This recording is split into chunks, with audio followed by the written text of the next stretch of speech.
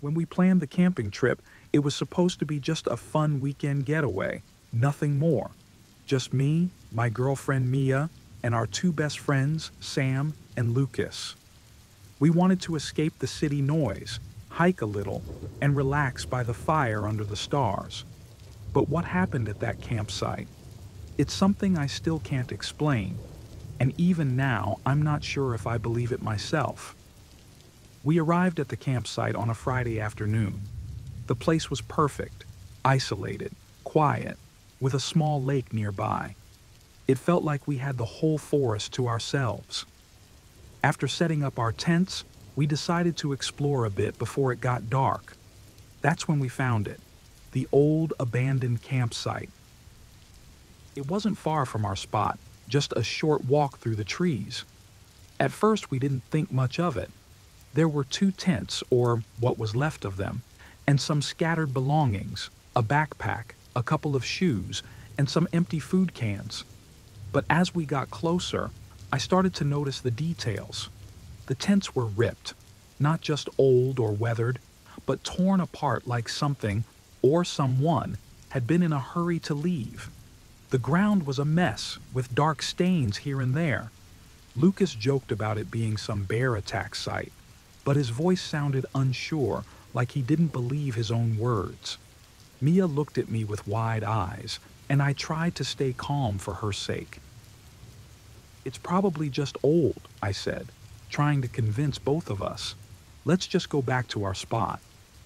But even as I said it, I felt a chill in the air, like we were being watched. Back at our campsite, we tried to shake off the bad feeling. We lit a fire, roasted marshmallows, and shared stories. But it wasn't the same. Every sound from the forest seemed louder, closer. Mia kept glancing over her shoulder, and Sam, who usually laughed the loudest, was unusually quiet. Later that night, we heard it. A distant snap of a branch, followed by rustling leaves. We all froze.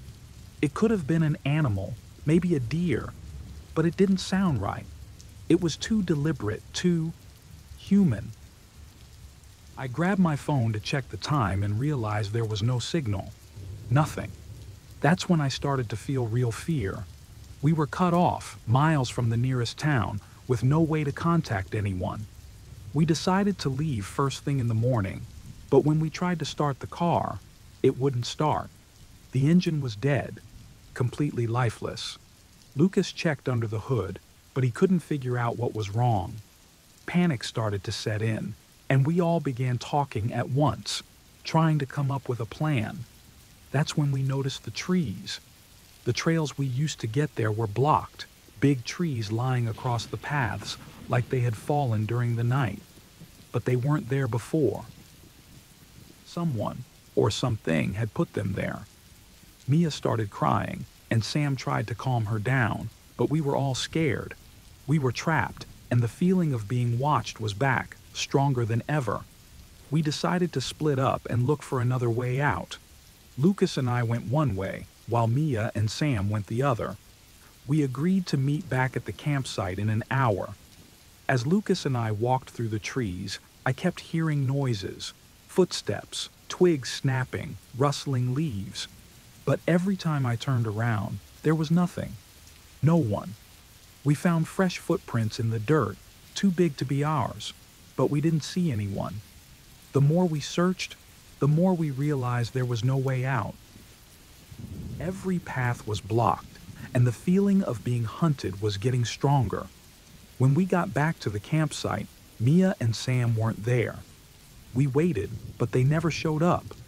We started calling out for them, our voices echoing through the trees, but there was no answer. Lucas wanted to go look for them, but something in me said it was too dangerous. I don't know why, but I felt like if we left the campsite, we wouldn't come back. It was getting dark, and I could feel the fear tightening in my chest. Lucas grabbed a branch from the fire, holding it like a weapon, and I did the same. We decided to stay close, to wait for Mia and Sam to come back. But as the night went on, the noises got louder, closer, and then, one by one, they disappeared. The sounds. And then Lucas. I don't know how it happened. One minute he was next to me, the next he was gone. I called out for him, but all I got was silence. I was alone, the fire dying down, and the darkness closing in. In the end, I ran. I don't know where I found the strength, but I just ran. Through the trees, through the darkness, until I found a gap, a way out. I didn't stop until I reached the road, where I flagged down a car and begged for help. When I returned with the police the next day, the campsite was gone. No tents, no belongings, no signs of Mia, Sam, or Lucas. Even the old campsite we found was just an empty clearing. They searched for days, but they never found anything.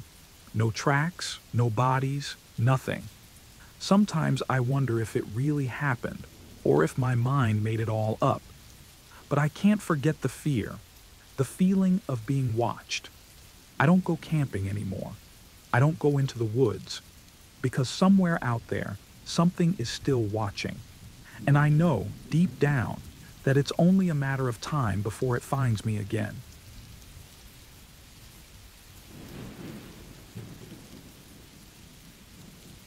I want to share a story that happened to me a few months ago. It still feels unreal, like a bad dream I can't wake up from.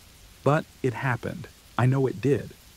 I was excited about my solo camping trip. I needed some time away, just me and nature. I chose a spot deep in the woods, far from any town or other campers. It was supposed to be peaceful, a break from everything. I pitched my tent in a small clearing surrounded by tall trees. The forest was quiet except for the occasional rustling of leaves and distant bird calls. As the sun set, I felt a mix of excitement and unease. It was the kind of unease that makes your stomach twist, but you can't really explain why. I brushed it off as nerves and settled in for the night. I must have fallen asleep quickly because the next thing I remember is waking up in the dark, heart pounding. My first thought was that something outside had woken me, but everything was still. It was too still. Then I noticed something strange. The trees around me looked different. I tried to calm myself, telling myself I was just disoriented from sleep. But as I looked closer, I realized my tent wasn't where I had set it up. It had moved, or rather, I had moved. The clearing was still there, but it wasn't the one I had chosen. My tent was now in a different spot, a few meters away from where I remembered setting it up. I felt a wave of confusion and fear. How could this happen? Did I sleepwalk? I had never done that before. Maybe I was just too tired when I set up the tent and didn't notice where I actually was. That had to be it. Trying to convince myself it was all in my head, I forced myself to go back to sleep. But sleep didn't come easily. Every rustle of leaves outside made me jump. Eventually, exhaustion won, and I drifted off. When I woke up again, it was like my worst fear had come true. The tent had moved again. This time, I was further from the clearing, deeper into the woods. I knew without a doubt that something was very wrong. I couldn't have sleepwalked that far, and even if I had, how did the tent come with me? Panic started to set in. I scrambled out of the tent, looking around wildly. The trees were unfamiliar, the landscape different. I had no idea where I was. My mind raced with possibilities. Maybe someone was messing with me, moving my tent while I slept. But who? I hadn't seen anyone else since I got here. I tried to stay awake after that, afraid of what would happen if I fell asleep again. I kept the flashlight in my hand, shining it at every sound I heard. But eventually, my eyes grew heavy, and I couldn't keep them open. I fought it, but sleep overtook me. When I woke up the third time, I knew I was in serious trouble. The tent had moved again, much further this time. I was miles away from where I had started. The surroundings were completely different, and I was deep in the forest now, with no clear path back. My heart raced as I tried to figure out what to do. I had no idea where I was or how to get back to my car. Desperate, I packed up the tent and started walking, hoping to find some sign of civilization, a trail, anything. But the deeper I went, the more lost I felt. The forest seemed endless, each tree looking the same as the last. Hours passed, but I found nothing. My phone had no signal, and I was running low on water. The fear gnawed at me, growing with every step. I was truly lost, with no idea how to get out. As night fell again, I realized I had no choice but to set up the tent and try to rest. My body was exhausted, and I could barely keep my eyes open. I didn't want to sleep, but I knew I couldn't go on without rest. I prayed that whatever had been happening would stop. Maybe it was all in my head, some kind of stress-induced hallucination. I tried to believe that as I drifted off. But when I woke up this time, everything was different. I wasn't in a clearing anymore. My tent was surrounded by thick trees, their branches so close that they brushed against the fabric. The air was colder, the silence more oppressive. I knew without a doubt that I was far from where I had started. The realization hit me hard. I was miles away, with no sense of direction and no way back. My stomach twisted in fear and I felt tears welling up. How had this happened? Who or what had done this? I stayed in the tent for what felt like hours, too scared to move. But I knew I couldn't stay there forever. I had to do something. Gathering my courage, I unzipped the tent and stepped outside. The forest was darker than I remembered, the trees towering over me like silent watchers. I felt small and vulnerable, like prey in a hunter's trap. I took a deep breath, trying to steady my nerves. That's when I heard it, the sound of footsteps, faint but unmistakable, coming from the darkness. They were slow, deliberate, and getting closer. My heart leaped into my throat. Someone was out there. Someone had been moving my tent, leading me deeper into the woods. My mind raced with terror. I wanted to run, but where would I go? I was completely lost. The footsteps stopped, and for a moment, there was only silence. Then from the darkness, a voice called out, soft and chilling. It was a single word, my name. The story ends here because I don't know what happened next. The last thing I remember is the overwhelming fear, the sense that something terrible was about to happen. I never found out who or what was out there that night. All I know is that I was found 2 days later, miles from where I started, in shock and unable to remember anything after hearing that voice. I've tried to piece together what happened, but the memories are hazy, like fragments of a nightmare. Maybe it's better that way.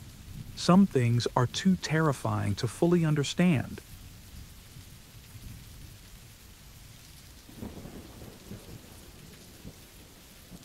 My partner and I decided to take a break from the city and camp at this remote lake we'd heard about. It was supposed to be peaceful, a perfect spot to disconnect. The drive was long and the road got rougher the closer we got, but we finally arrived. The lake was beautiful, surrounded by dense trees, and so quiet that it felt like we were the only people in the world. We set up our tent near the water, thinking it was going to be a perfect weekend. As the sun started to set, we wandered along the shore. It was then that we noticed something strange. Every time we moved, the other side of the lake seemed to mimic our actions. If we waved, it looked like someone on the other side waved back. If we skipped a stone, another stone skipped in sync. It was creepy, but we laughed it off at first, thinking it was just some weird echo or trick of the light. But the more we watched, the more it seemed like someone, or something, was over there, copying us. It wasn't just a reflection in the water. It was like there was a person on the other side, doing exactly what we were doing. We started to get curious, testing it out by moving in different ways, and every time the movements were mirrored perfectly. It didn't feel like a joke anymore. We sat by the fire, staring across the lake. I couldn't shake the feeling that something was wrong. My partner felt it too. Finally, they suggested that one of us should cross the lake to see what was going on. I was hesitant, but curiosity got the better of us. We had a small inflatable boat, and after some debate, we decided my partner would go. I would stay behind and keep watch. I watched as they paddled out. The water was so still, it barely made a sound as the boat cut through it. Everything seemed normal at first, but as they got closer to the other side, a thick mist started to form. It wasn't there before, and it moved in fast, swallowing the boat. I could still see the outline of the boat for a moment, but then it just vanished. No splash, no sound, nothing. Just gone. I stood there, calling out, but there was no response. My voice echoed back at me, but it felt hollow. The lake was quiet again. Too quiet. I thought maybe they were playing a trick on me, but as the minutes dragged on, I knew something was very wrong. I could barely think, my mind spinning with fear. What had just happened? I ran along the shore, hoping to see them on the other side, but there was nothing. No boat, no movement, no sign of life. The mist cleared, but the lake was empty. My heart was pounding, and my mind raced with terrible possibilities. I wanted to go after them, but I was too scared. I didn't want to vanish too. Hours passed, and it got dark. I didn't move from my spot, too afraid to leave in case they came back. I tried to convince myself that everything was fine, that they would just appear, smiling, telling me it was all a joke. But deep down, I knew that wasn't true. The silence around me was suffocating, and the darkness felt like it was closing in. As night fell, I started noticing something even more terrifying. The reflection on the lake. It was gone. I moved my arms, but the water didn't mirror me anymore. It was just a dark, still surface, no sign of the strange mimicry from before. It hit me then, like a cold wave washing over me. Whatever was on the other side wasn't copying us. It had been leading us, drawing us in. I couldn't stay there anymore. I had to leave, had to get help. But the fear of what might happen if I turned my back on the lake was paralyzing. My legs felt weak, but I forced myself to move, to pack up our things. The forest around me was dead quiet, not even the usual sounds of night animals. Just as I finished packing, I heard it, footsteps behind me. They matched my own perfectly, like someone was walking in my shadow. I froze, too scared to turn around. I told myself it was just my imagination, just the echo of my own steps. But deep down, I knew it wasn't. Slowly, I turned, but there was no one there. The footsteps stopped as soon as I did. My heart was beating so hard, I thought it might explode. I ran to the car, throwing everything inside, and jumped into the driver's seat. I turned the key, but the engine wouldn't start. I tried again and again, but nothing happened. My hands were shaking so badly I could barely hold the key. Then, in the rearview mirror, I saw it. My reflection, standing by the lake, waving goodbye. I don't remember much after that. Somehow, I got the car to start and drove like a madman, not stopping until I reached the nearest town. I tried to explain what happened, but no one believed me. They said I was just in shock, that maybe my partner drowned or got lost in the woods. But I know that's not what happened. I never went back to that lake, and I don't think I ever will. My partner is still missing, and every time I close my eyes, I see that reflection waving goodbye.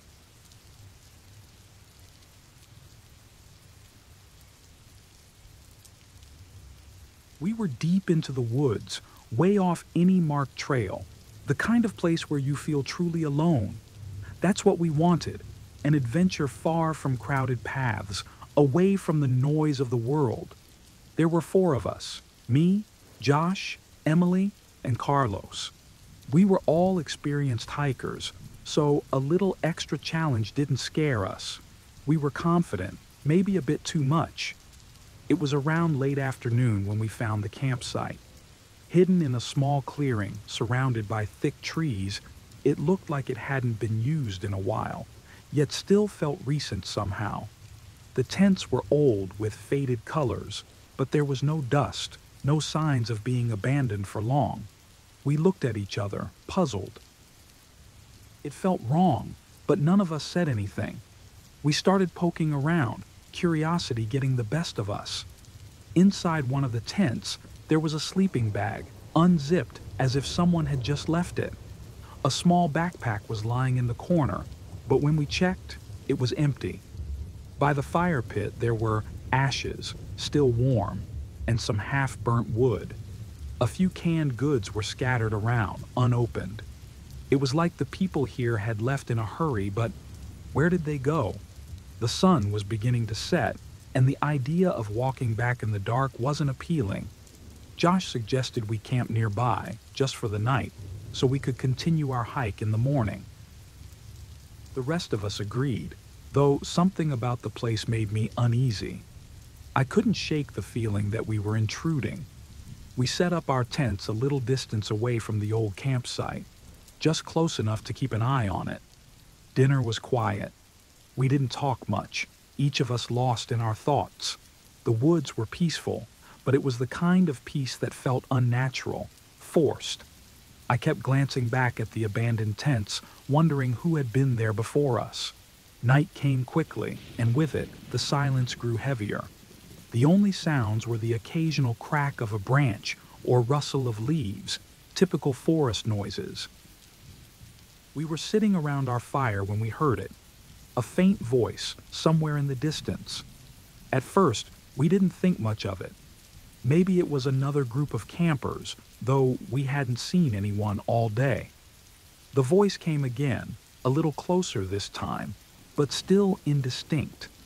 It was like someone talking softly, just out of reach. We all paused, listening. The voice faded, replaced by the normal sounds of the night. We brushed it off, assuming it was just the wind playing tricks on us, but it left us uneasy, our earlier confidence shaken. A few hours passed, and we decided to turn in. The moment I zipped up my tent, I heard it again, this time much clearer. It wasn't one voice, but several, overlapping, whispering in the dark. I couldn't make out what they were saying, but the tone was strange, almost mocking. I froze, straining to listen. The voices sounded familiar, too familiar. My heart pounded as I realized they were repeating our conversations from earlier in the day. The same words, but twisted, distorted, like an echo that wasn't quite right. I unzipped my tent just enough to peek outside. The fire was burning low, casting eerie shadows across the clearing. I saw Josh sitting up in his tent, looking just as frightened as I felt. "We need to leave," Josh said, his voice trembling. "Now." I nodded, but Emily and Carlos weren't so sure. It was dark, and we didn't want to risk getting lost, but the voices were getting louder, closer. They weren't just echoes anymore. They were surrounding us, coming from all directions. Every time I tried to focus on one, it slipped away, replaced by another, more distorted. We huddled together, not knowing what to do. The voices were relentless, pushing in on us, as if trying to drive us mad.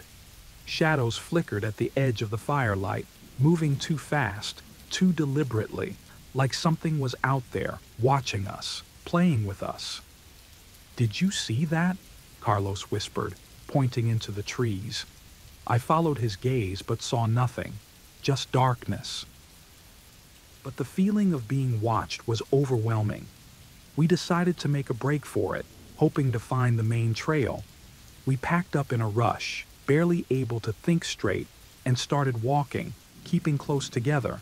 But no matter which way we went, it felt like we were going in circles.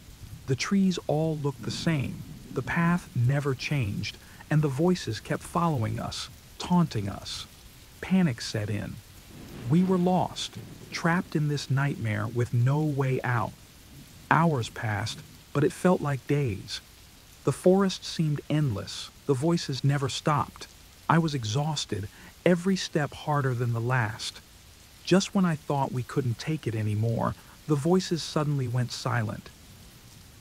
The air was still, almost too still. We stumbled into a clearing, the sky just starting to lighten with the first hints of dawn. Somehow, we had made it back to the old campsite. The fire was out, the tents still standing there like they had been waiting for us. We didn't say a word, just collapsed on the ground, too tired to move. As the sun rose, the fear began to fade, but the unease stayed with us. When we finally found our way back to the main trail, it felt like waking up from a bad dream. But the memory of those voices, those shadows, wouldn't leave me. We told our story to a ranger when we got back, but he just looked at us like we were crazy. No one believed us. They said we must have gotten spooked, that the mind plays tricks when you're out in the wilderness for too long. But I know what we heard, what we saw. And later I found out that the area we camped in was known for disappearances, unsolved cases that no one talked about. Now, even though I'm back home, I still can't shake the feeling that something followed us, that maybe we never really left those woods. And sometimes, late at night, I hear those voices again, just outside my window, repeating my words back to me, twisted and wrong.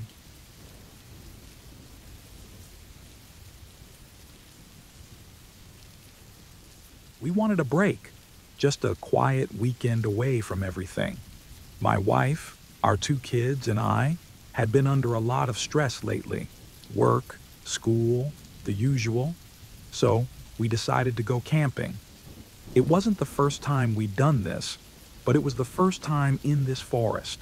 It was supposed to be peaceful, just the 4 of us and nature. We arrived at the campsite in the late afternoon, a spot deep in the woods, far from any other campers. It was perfect.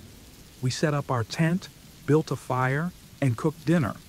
The kids, Mia and Jake, seemed to relax for the first time in weeks. It felt good to be out there, away from phones and screens. We stayed up late, talking and laughing around the fire until the cold drove us into the tent. The first strange thing happened the next morning. I was the first to wake up, and as I stepped outside, I noticed something on the tree closest to our tent, a piece of paper pinned with a small nail. I pulled it off and unfolded it. The handwriting was messy but clear enough to read, "You all laughed a lot last night. Mia told the joke about the cat again. I never liked that one." I froze. The note described our night perfectly. We had stayed up late, and yes, Mia had told that joke, the one she always tells. But there was no one else around. At least, there shouldn't have been. I quickly crumpled the paper and stuffed it in my pocket, not wanting to scare the others. At breakfast, I tried to act normal, but my wife noticed something was off. "Are you okay?" she asked, her eyes narrowing. I shrugged it off, saying I didn't sleep well. I didn't mention the note. We spent the day hiking and exploring. It was fun, but I couldn't shake the feeling that we were being watched. Every time I turned around, it seemed like something had just moved out of sight. But when I looked closer, there was nothing, just trees and shadows. When we got back to the campsite that evening, there was another note. This one was under a rock by the fire pit, folded neatly. My heart sank as I read it. "Jake misses his bike. It's at home in the garage with a flat tire. He should fix it when you get back." I felt a cold chill crawl up my spine. How could someone know about Jake's bike? It wasn't something we talked about, not even on the drive here. I showed the note to my wife. Her face went pale. She called the kids over and we asked them if they had seen anyone around, but they hadn't. They hadn't even noticed the note. That night, we all slept in the tent together, too scared to enjoy the campfire. The air was thick with tension.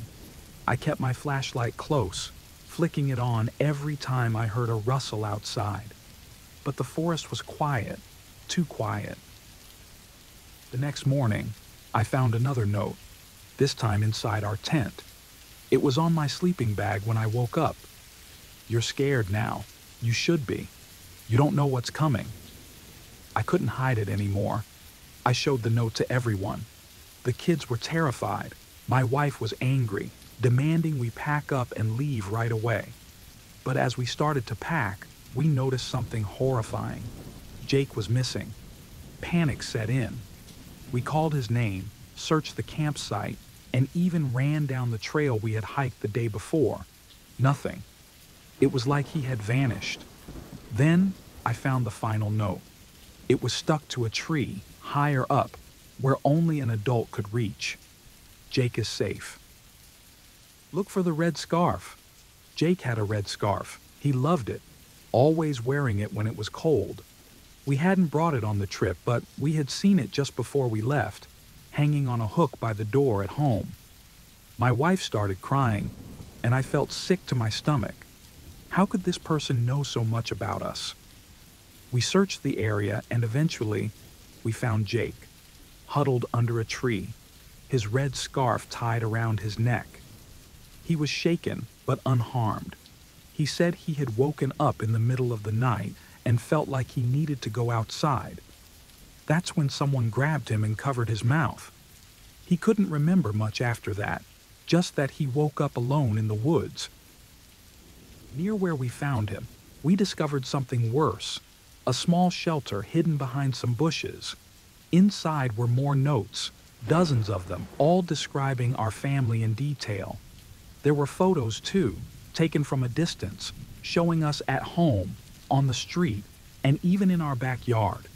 This person had been watching us for a long time.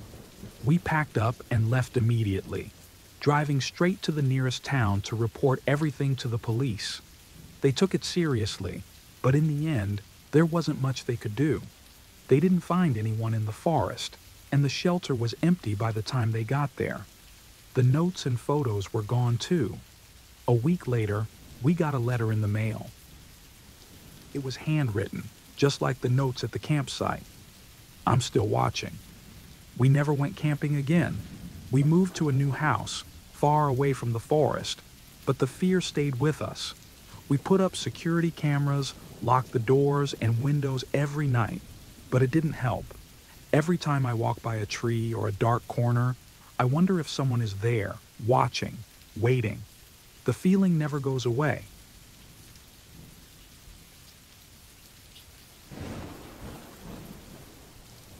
I need to get this off my chest, and maybe writing it down will make sense of it all. I went camping with some friends last weekend. We planned it as a simple trip to get away from our busy lives. Now, I wish we had never gone. There were 4 of us: me, my best friend Alex, his girlfriend Jess, and another friend, Marcus. We chose a national park known for its beauty, but also for its isolation. We wanted to be far away from everything. No cell signal, no work stress, just nature. We got what we wanted, but in the worst possible way. The first day was perfect. We hiked, set up our tents by a small stream, and shared stories around the campfire. As the sun began to set, the forest felt alive in a way that was both peaceful and eerie. We joked about bears, serial killers, and the usual stuff people say when they're out in the middle of nowhere. If only we had known. On the second day, we decided to explore deeper into the forest. There were no marked trails, so we just followed where the trees led us. After about an hour of walking, Marcus spotted something strange, a narrow path, almost hidden by the underbrush. It didn't look like an official trail, more like something that had been made by someone who didn't want to be found. Curious, we followed it. The path twisted and turned, getting narrower as we went further. It felt like we were being led somewhere. Finally, we reached a clearing, and there it was, a cabin, old and weathered, almost blending in with the trees around it. The place looked like it had been abandoned for years, but something about it felt wrong, like it was waiting for us. We stood there, unsure of what to do. Jess said we should leave, but Alex was already walking toward the door. He pushed it open, and the smell hit us first. Damp, rotten wood mixed with something else, something sour. Against our better judgment, we followed him inside. The cabin was small, just one room. The only light came from the windows, which were grimy and cracked. The furniture was old, covered in dust, and falling apart. It was clear no one had lived there for a long time, or so we thought. Then we noticed the photos. They were scattered all over the floor, some of them pinned to the walls. At first, they looked like regular camping photos, people smiling, sitting around campfires, hiking. But as we picked them up, we saw that something was off. The people in the photos looked scared, their smiles forced, their eyes wide with fear. One photo caught my eye. It showed a man, his face bruised, with tears in his eyes. I recognized him.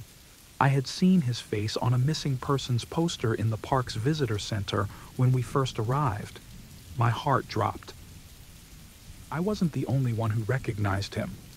Alex muttered something about how the man had been reported missing only a few weeks ago. We didn't know what to do. Jess started crying, and Marcus just kept saying we needed to leave. But Alex kept looking through the photos as if he couldn't stop. The deeper we looked, the more disturbing the pictures became. There were photos of people tied up, crying, their clothes torn. I felt sick. Then Alex found something worse, an old faded map of the park. It had been drawn by hand, and there were X's marked all over it. Each X had a date next to it, and we realized they marked where the photos had been taken. The most recent X was marked only a week ago. We were standing on it. We decided to leave right then, but as we turned to go, we heard it.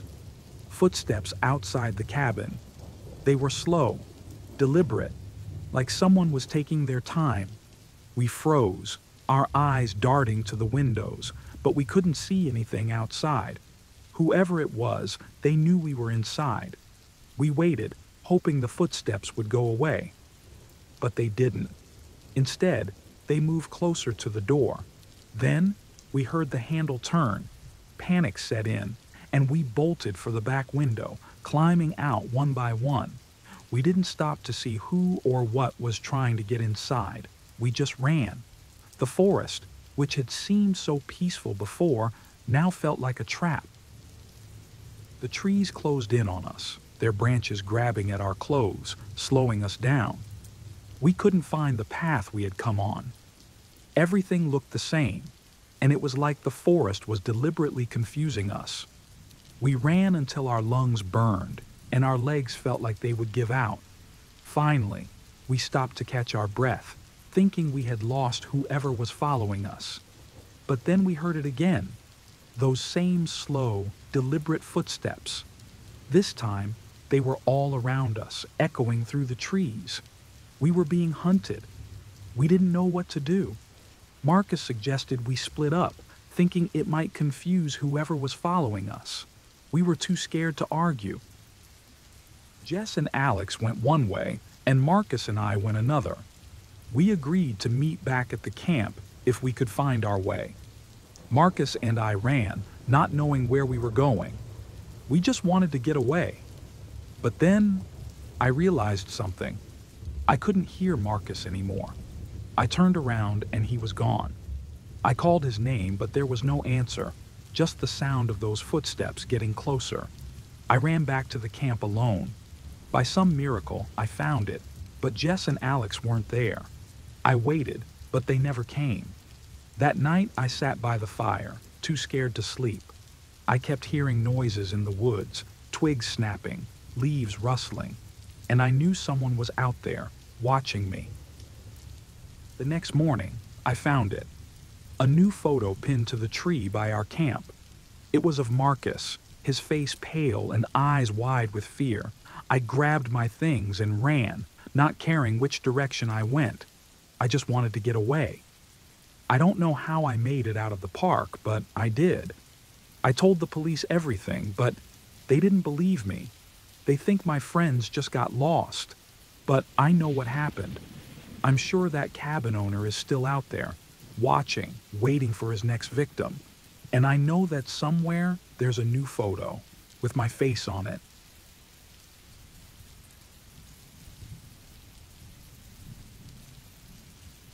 I've always found peace in the woods. The deep, quiet calm. The way the world seems to pause as you step off the trail and into the trees. It's like nothing else. So, when I had the chance to hike a remote trail, I didn't think twice. It was a perfect day for it. The sun was hidden behind clouds, the air was cool, and there wasn't a soul in sight.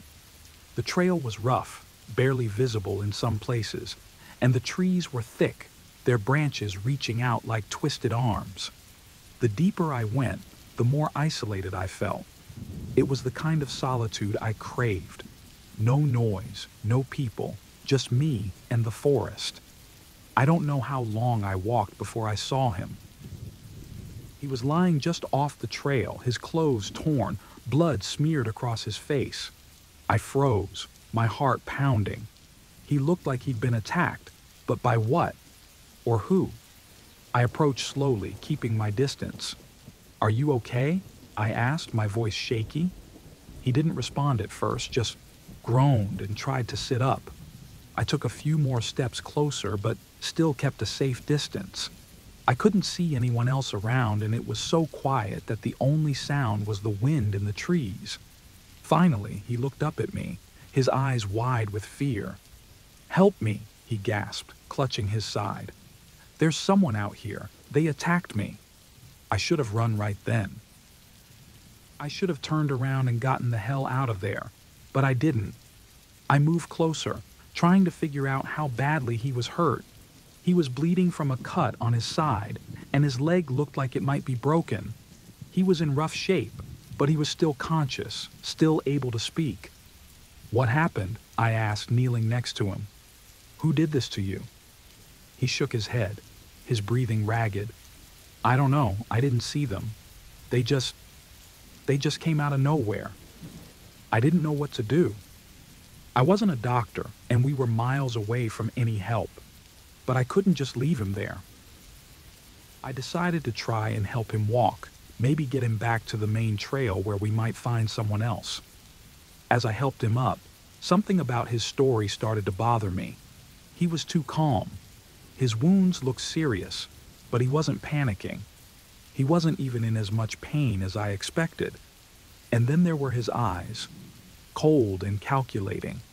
Not the eyes of a man who was just attacked. But I pushed those thoughts away. I had to.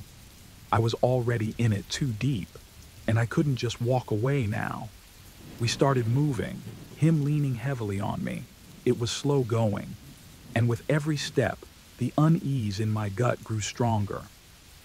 He kept glancing around, his eyes darting through the trees like he was looking for something, or someone. "Are you sure it was just one person?" I asked, trying to keep my voice steady. "You didn't see anyone?" He shook his head again. "I told you, I didn't see them. They just came out of nowhere." I didn't believe him. Something was wrong. His story didn't add up. But I was out there with him, alone, and I didn't have any other options. So I kept walking, hoping that I was just being paranoid. Then, out of nowhere, he stopped.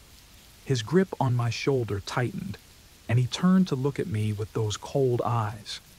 "You shouldn't have come out here alone," he said, his voice low and flat. My blood ran cold. "What do you mean?" I asked, trying to pull away, but his grip was ironclad. "You really shouldn't have," he repeated, and then he smiled. It wasn't a friendly smile. It was the kind of smile that sent a chill down my spine, the kind that made me realize just how much trouble I was in. I shoved him away, hard. He stumbled, but didn't fall. I took a step back, my heart racing. "What the hell is going on?" I demanded. though I already knew the answer. He didn't bother with more lies. He just lunged at me, fast, too fast for someone who was supposed to be injured.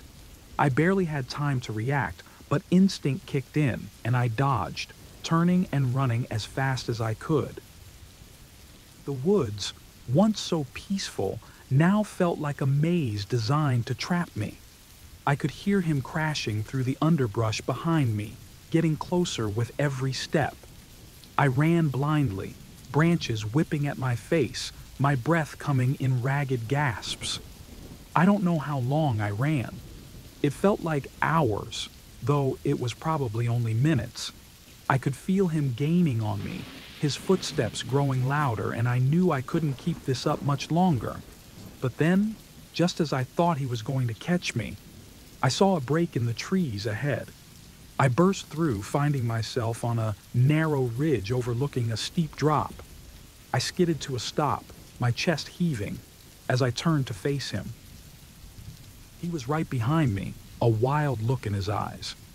"There's nowhere to go," he said, taking slow steps toward me. I glanced over the edge. It was a long way down, too far to jump without breaking something, but I didn't have a choice.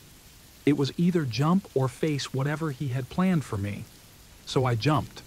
The fall was terrifying, the ground rushing up to meet me, but I hit the slope and tumbled down, the rocks and dirt scraping my skin.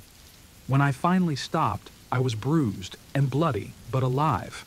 I lay there, gasping for breath, listening for the sound of him following. But there was nothing, just silence. I don't know how I made it out of those woods. Somehow, I found my way back to the main trail, limping, half-conscious, and terrified. I never saw him again, but I'll never forget his eyes, or the way he smiled when he realized I was alone out there. I still don't know who he was or what he wanted, but I do know one thing: I'll never hike alone again.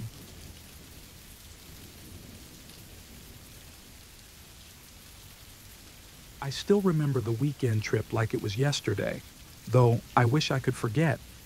My girlfriend, Lila, and I had been planning it for weeks. A quiet getaway in the woods, far from the city noise and stress. The drive to the campsite was peaceful, with nothing but the sound of the radio and the hum of the car. The road wound through dense forests, the trees towering above us like silent giants. Lila joked about the isolation, saying we might not see another soul all weekend. At the time, it felt like a blessing. The campsite was perfect, or so it seemed. Tucked away, just off a narrow trail, it was surrounded by tall pines and thick undergrowth. The air was crisp, with that fresh smell you only get in the forest. We set up our tent, unpacked the car, and soon had a small fire crackling. The quiet was almost too much. The only sounds were the occasional rustling of leaves and the distant calls of birds. As the sun dipped below the horizon, we sat by the fire, enjoying the warmth. The darkness settled in around us quickly, the firelight flickering against the trees. We talked about everything and nothing, the way you do when there's no rush, no need to be anywhere else. Lila was leaning against me, her head on my shoulder, when we first heard it, a faint cry, almost like a baby. At first, we didn't say anything. I thought maybe I'd imagined it, or it was some animal, but then it came again, clearer this time, drifting through the trees. Lila sat up, her eyes wide. "Did you hear that?" she asked, her voice low. I nodded, my stomach tightening. It didn't make sense. We were miles from the nearest town. There shouldn't be anyone else out here, let alone a baby. We sat in silence for a moment, listening. The crying continued, on and off, always just out of reach. It was the kind of sound that tugs at you, that makes you feel like you have to do something. "We should check it out," Lila said, already standing up. She was always the braver one. I hesitated, a feeling of unease creeping over me. "It's probably nothing," I tried to say, but I knew it was a weak argument. We both knew we wouldn't be able to relax until we found out what was going on. We grabbed our flashlights and headed into the woods, leaving the safety of the fire behind. The beams of light cut through the darkness, but only barely. The trees seemed to close in around us as we walked, the crying leading us deeper and deeper into the forest. It was strange. The further we went, the more the path seemed to twist and turn. I kept glancing back, trying to keep track of the way we came, but it all looked the same in the dark. Still, we kept going, the crying pulling us like a thread. Finally, we reached a small clearing. In the center of it, half hidden by tall grass, was an old rusted baby stroller. The crying stopped as soon as we saw it, the silence hitting us like a wall. My heart was pounding as we approached the stroller, and when I shone my light inside, it was empty. No baby. Nothing at all. Lila gasped, her hand clutching my arm. "This isn't right," she whispered. I could hear the fear in her voice, matching the fear I felt. That's when it hit me. We had been lured away. Away from our campsite, away from the fire, away from any chance of help. I turned around, panic starting to set in. "We need to go back, now," I said, my voice more steady than I felt. We turned to leave, but the way back wasn't clear. The path was gone, or at least it seemed like it. Every direction looked the same, just endless trees and darkness. My flashlight flickered, and for a second, I thought it would go out completely. I could hear Lila's breathing, quick and shallow, mirroring my own. Somehow, we found our way, though it felt like hours had passed. When we finally stumbled back into our campsite, my heart dropped. The place was a mess. Our tent had been slashed open, our belongings tossed around like someone had searched through them. The fire was out, nothing but cold ashes. Lila started to cry, and I pulled her close, trying to figure out what to do. But my mind was blank. Nothing made sense. Who would do this? And why? We hadn't seen anyone else all day. It was like the forest itself had turned against us. I knelt down, trying to gather our things, when I heard it. Footsteps. Slow, deliberate, coming from the darkness behind us. I froze, the hair on the back of my neck standing up. Lila heard it too, her grip on my arm tightening. "Who's there?" I called out, but the footsteps didn't stop. They kept coming, getting closer, until they were just outside the reach of our flashlights.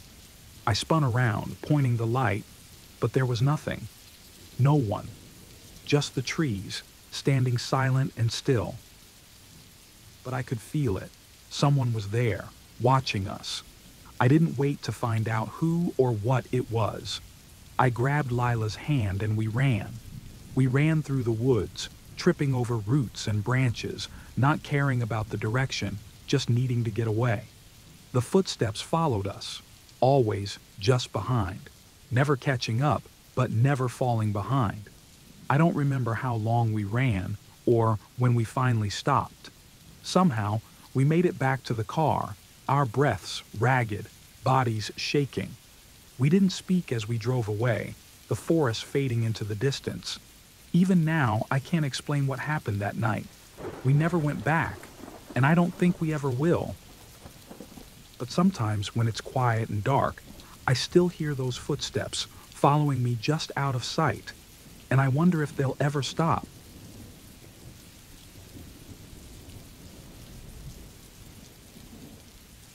We were just looking for a good time, you know? A weekend out in the wild, away from the city. The kind of escape where you drink too much, laugh too loud, and maybe tell some ghost stories around a fire. There were 4 of us. Me, Ryan, Jess, and Mark. We were close, like family. The national park seemed like the perfect spot. Secluded, peaceful, miles from anyone else. That was the whole point. We got there around noon, and as soon as we parked, this old park ranger approached us. He had one of those weathered faces, the kind that looks like it's seen too much of the world. His name tag read Ranger Holt. He didn't smile. "You kids should stay away from the north side," he said, not really asking, more like telling us. "Bad things happen there." Of course, we brushed him off. Who wouldn't? It's just an old man trying to spook some city kids.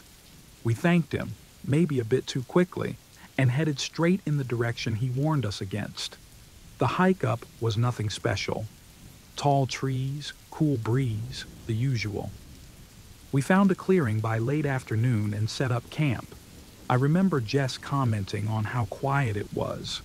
"Too quiet," she said. Mark laughed and teased her for watching too many horror movies. But as the sun dipped behind the trees, the quiet became more noticeable, like the forest was holding its breath. Ryan was the first to hear it. We were sitting around the fire, eating the terrible canned beans Mark brought, when Ryan tilted his head and said, "Did you hear that?" We paused, listening. There was a rustling in the distance, probably an animal, we thought. But the noise didn't stop. It kept going, moving closer, like something was circling us. "Nah, it's nothing," Mark said, but I could see the tension in his shoulders. None of us could relax after that. The noise came and went, always out of sight, just beyond the fire's glow. When we tried to shine our flashlights into the trees, there was nothing. The air felt heavy, like it was pressing down on us. Jess wanted to leave right then. She said it wasn't worth it, that we should head back to the car. But the rest of us? We were stubborn. We convinced her to stay. "We'll be fine," Ryan said, trying to sound confident. "Probably just some animals." But it didn't feel right, not at all. We tried to sleep. I don't think any of us really did. Every time I closed my eyes, I heard it. Those soft footsteps, the crunch of leaves just outside the tent. I thought it was my imagination, or maybe I was dreaming. But then Jess whispered, "Are you awake?" She heard it too. We all did. Around 2 a.m. we heard a different noise, louder, like someone, or something, was snapping branches nearby. Panic set in. Mark was the first to unzip the tent and look out. "I'll check it out," he said, trying to be brave. But I could see his hands shaking. He didn't come back. We called out for him, over and over.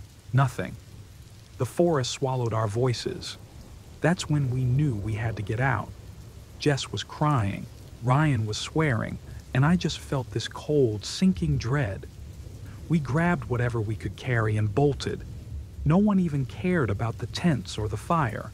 Just getting out was all that mattered. But the forest at night? It's not like during the day. Everything looks the same. Every tree a twin of the one before it. We couldn't find the trail, couldn't find our way back. And the noises, they were everywhere. Footsteps, whispers, even breathing sometimes. It felt like we were being herded, pushed deeper into the woods. Jess went next. 1 minute she was right behind me, the next she was gone. I didn't even hear her scream. Ryan and I were the only ones left, and by then we were just running, not even caring about direction, just trying to escape. But the faster we ran, the louder the sounds became, like something was right behind us, just out of sight. We were losing it. I remember Ryan suddenly grabbing my arm, pulling me to a stop. "We're not going to make it," he said, eyes wild. "We're going to die out here." I wanted to tell him he was wrong, but I couldn't. Deep down, I knew he was right. That's when I saw it, a light through the trees. The ranger's cabin. I don't know how, but we'd stumbled right into it. Ryan and I didn't think. We just ran towards it like our lives depended on it. Maybe they did. We burst through the door, slamming it behind us, gasping for breath. The ranger was there, sitting in the dim light of a single lamp. He didn't look surprised. He didn't even ask what happened. He just watched us with those same tired, knowing eyes. "We have to call someone," I said, but my voice sounded small, even to me. "They're out there, Ryan and Jess." "They're gone," the ranger cut me off. "And so are you, if you don't keep quiet." I froze, my heart racing. Ryan and I exchanged a look, and I saw the same fear reflected in his eyes. It wasn't just about what was out there. It was about who or what might be right in front of us. The ranger stood up slowly, like he had all the time in the world. "You kids never listen," he said, almost to himself. "Always think you know better." I wanted to scream, to run, but there was nowhere to go. The forest outside, the man inside, we were trapped. And then, the sound of footsteps on the porch, slow and deliberate, sent a chill down my spine. The door creaked open, but I didn't dare turn around. I couldn't. Ryan started to say something, but it died in his throat. I felt it then, the cold edge of realization slicing through my panic. We never stood a chance. I don't remember much after that. Just flashes, Ryan's scream, the ranger's empty eyes and the darkness closing in. When I woke up, I was alone in the forest, cold and broken. The ranger's cabin was gone, like it had never been there. I stumbled through the trees, half blind with fear, until I found a road. Someone picked me up, brought me to safety, but the others, they're still out there. And sometimes, late at night, I hear those footsteps again, closer now, like they're waiting for me to make the same mistake.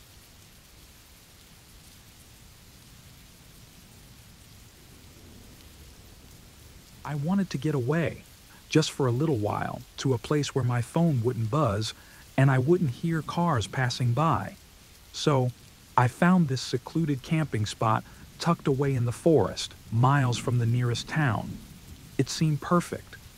The kind of place where I could hear nothing but birds and the wind through the trees, a place to breathe. The first evening was everything I had hoped for.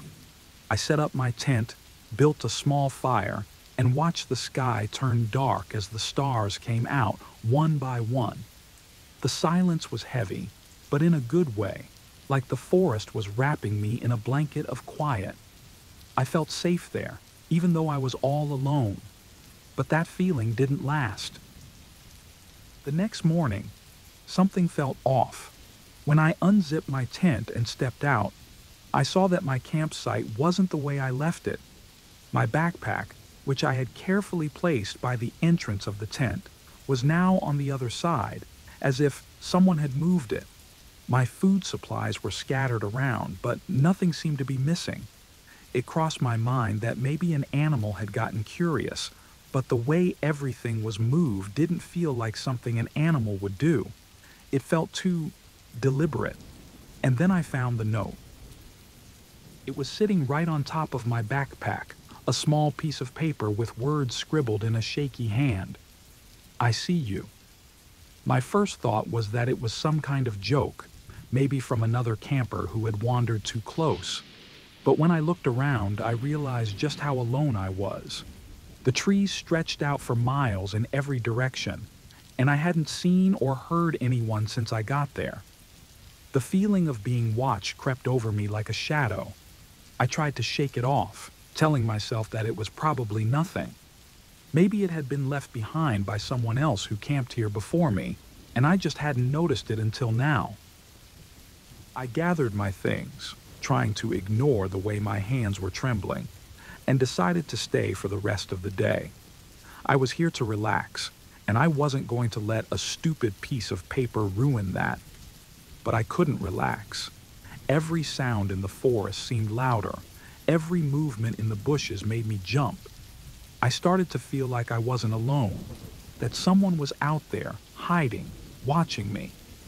I kept finding more notes, each one worse than the last.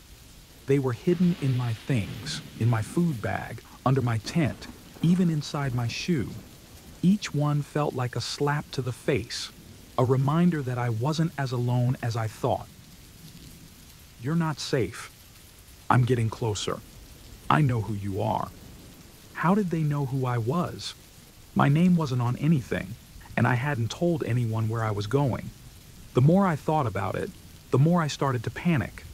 I wanted to leave, but part of me was too scared to go. What if they were waiting for me to run, just to see where I would go? What if they followed me? What if they were already following me? That night was the worst. I tried to sleep, but every time I closed my eyes, I heard footsteps. They were soft at first, just the crunch of leaves nearby, but they got louder, closer, until it sounded like someone was right outside my tent. I held my breath, hoping it was just my imagination, but then I heard the unmistakable sound of paper sliding under the tent flap. I snapped.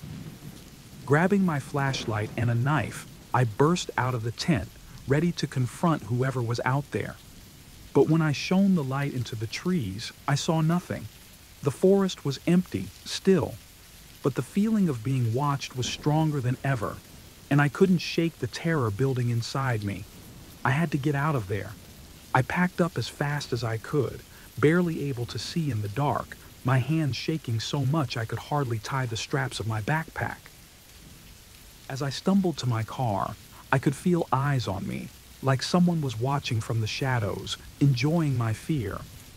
I was almost running by the time I reached the car, heart pounding, but when I grabbed the door handle, I froze.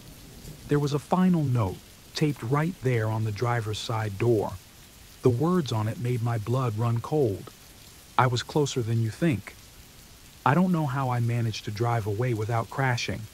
My hands were shaking, my vision blurry with tears I didn't remember crying.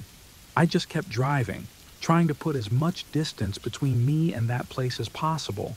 But even as the miles passed, the fear didn't leave me. I'm safe now, back home, but I can't stop thinking about those notes, about who could have been out there watching me, about how close they really were. Every time I close my eyes, I see that last note, and I can't help but wonder, were they in the tent with me? Were they right next to me when I was sleeping? I'll never go camping again. Not after this. Not after knowing that no matter how alone you think you are, there's always someone who's watching, and they're closer than you think.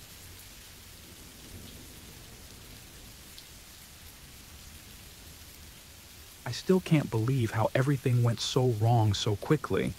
It was supposed to be just a fun camping trip with friends, nothing more. We were 5 college students, all eager to escape the stress of finals and enjoy some time in the wilderness. The place we chose was deep in the forest, miles away from any town. It was perfect, quiet, peaceful, and isolated. Maybe too isolated now that I think about it. We arrived in the afternoon, set up our tents, and gathered wood for the campfire. As the sun dipped below the trees, we sat around the fire, roasting marshmallows and telling stories. You know, the usual stuff, ghost stories, urban legends. Looking back, the scary stories seemed silly, just tales to spook each other. I think we were trying to outdo one another, to see who could tell the scariest story. But the real horror was something we didn't see coming. It was Jake, the most adventurous among us, who suggested we explore the area the next day. He was always the one pushing us out of our comfort zones. The rest of us agreed, thinking it would be cool to see what was around. We went to bed that night with nothing but the sound of crickets and the crackling of the fire. It felt safe, almost too safe. The next morning we set out after breakfast. The forest was thick with tall trees and dense bushes. We wandered off the trail, Jake leading the way, until we found something strange. There was an old, overgrown entrance in the ground, like a hatch. It was barely visible under the dirt and plants. But once Jake cleared it off, it was clear. It was a bunker. I wanted to leave it alone. I'm not one for exploring creepy places, especially when we don't know what's inside. But Jake and the others were curious, so we went in. I could feel something was wrong the moment we stepped inside, but I couldn't place it. It was dark and musty, and the air was heavy, like it hadn't been touched in years. The bunker was small, just a few rooms connected by narrow hallways. As we explored, we found strange things, symbols scratched into the walls, old tools that looked like they were used for rituals, and documents in a language none of us could read. There were photos too, black and white, showing groups of people. But the most disturbing thing was that the people in the photos were posed in the same way we were, standing together, smiling. It felt like we were looking at ourselves, but from another time. Panic started to set in. I wanted to leave, and I wasn't the only one. But when we got back to the entrance, it was blocked. Something or someone had closed it off, and we couldn't get it open again. The realization hit us all at once. We were trapped. Our phones had no signal, and we had no way of calling for help. That's when the fear really set in. We tried to stay calm, to think of a way out. But the more we searched, the more we found signs that someone had been there recently. Fresh footprints, tools that looked like they had been used, and worst of all, more photos. This time, of us entering the bunker. We weren't alone, and whoever was out there knew exactly where we were. That's when we heard it. Distant at first, like a low hum, but it grew louder. It was chanting, a group of voices coming from the forest above us. I didn't want to believe it, but it was clear. They were the cult, and they were still active. We had walked right into their trap. We decided to make a run for it, to force our way out and escape into the forest. But as soon as we were out, it was like the forest turned against us. The trees seemed closer together, the paths twisting and leading us nowhere. We could hear them behind us, the chants growing louder, the footsteps faster.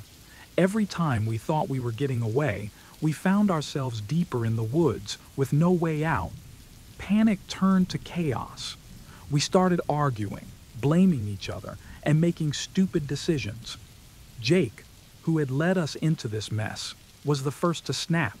He ran off on his own, and we didn't see him again. The rest of us tried to stick together, but it was no use. The forest was a maze, and they were closing in on us. Desperate, we went back to the bunker, thinking maybe we could find a way to hide, or at least barricade ourselves inside until we could figure something out. But when we got back, the bunker had changed. Inside, we found something new. A recent photo of us, taken just minutes before we first entered the bunker. Someone had been watching us from the start. We barely had time to react when we heard the door creak open. The light from outside was blinding after being in the dark for so long. And there they were, shadowy figures standing in the doorway, blocking our escape. I don't know how many of them there were, but it didn't matter. We were caught.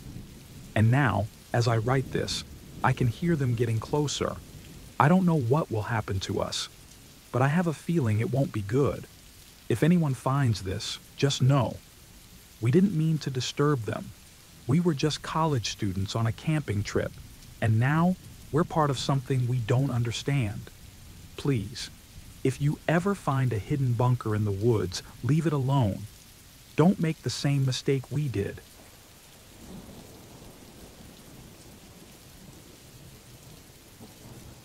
I'm not even sure why I agreed to that camping trip in the first place. It was supposed to be fun, right? Just 3 friends, a weekend in the woods, and some time away from everything. But now, sitting here, I can't stop thinking that maybe I never knew my friends at all. It started out normal enough. Mike and I had known each other for years. We'd been on a few trips like this before, so when he said he was bringing a friend he'd met recently, I didn't think much of it. Greg seemed quiet at first, a bit distant, but that's not so strange for a guy who doesn't know everyone well. He joined our jokes around the campfire, though sometimes he just sat there, staring into the flames like he was thinking about something else. It wasn't until the second day that things got weird. We woke up early. Well, Mike and I did. Greg's tent was empty. We didn't worry at first. We thought maybe he'd gone for a walk or wanted to enjoy some alone time in the forest. We ate breakfast and talked about plans for the day. But as the hours passed, Mike started to look uneasy. We should look for him, he said. It's been too long. I agreed, even though I wasn't sure what we'd find. The forest was thick, full of twisting paths and hidden clearings. It would be easy to get lost. We split up to cover more ground. I headed towards the creek, calling Greg's name, but there was no answer. The trees seemed to close in around me, the silence growing heavier with every step. After an hour of searching, I heard Mike shout. I ran towards the sound, finding him standing near a small, half-buried bag. It wasn't Greg's, but it definitely didn't belong to us either. We opened it, hoping for some clue, but what we found only made things worse. Inside were a few maps, marked with different campsites, ours included, and a journal. The pages were filled with rambling notes, talking about watching people, learning their habits, waiting for the right moment. The handwriting wasn't Greg's, but it sent chills down my spine anyway. "Do you think Greg knew about this?" Mike asked, his voice shaking. "I don't know," I replied, but doubt started to creep into my mind. Greg had been so quiet, so distant. Maybe we didn't know him at all.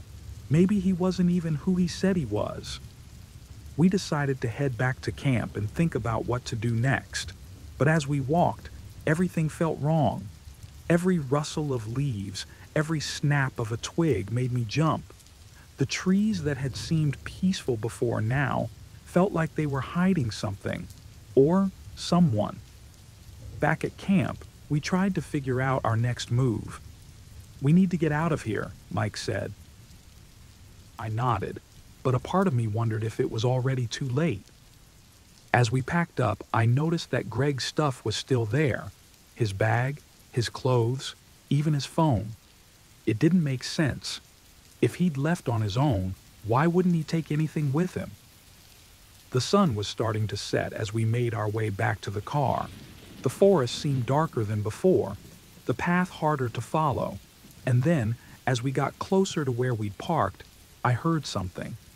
A whisper, so faint I thought I'd imagined it. But then it came again, closer this time. Mike grabbed my arm, his eyes wide with fear. "We need to move faster," he whispered, and I didn't argue. We reached the car, but something was wrong. The doors were unlocked, and when I checked my pockets, my keys were gone. I could feel panic rising in my chest. "They were just here," I said, but I knew it didn't matter. Without the keys, we were stuck. Mike looked around, his face pale. Do you think Greg took them?" I didn't answer because the truth was, I didn't know anymore. Greg wasn't who we thought he was. But who was he? And why had he brought us here? "We have to go on foot," Mike said finally. "We'll follow the road back to town." I nodded, trying to stay calm, but my mind was racing.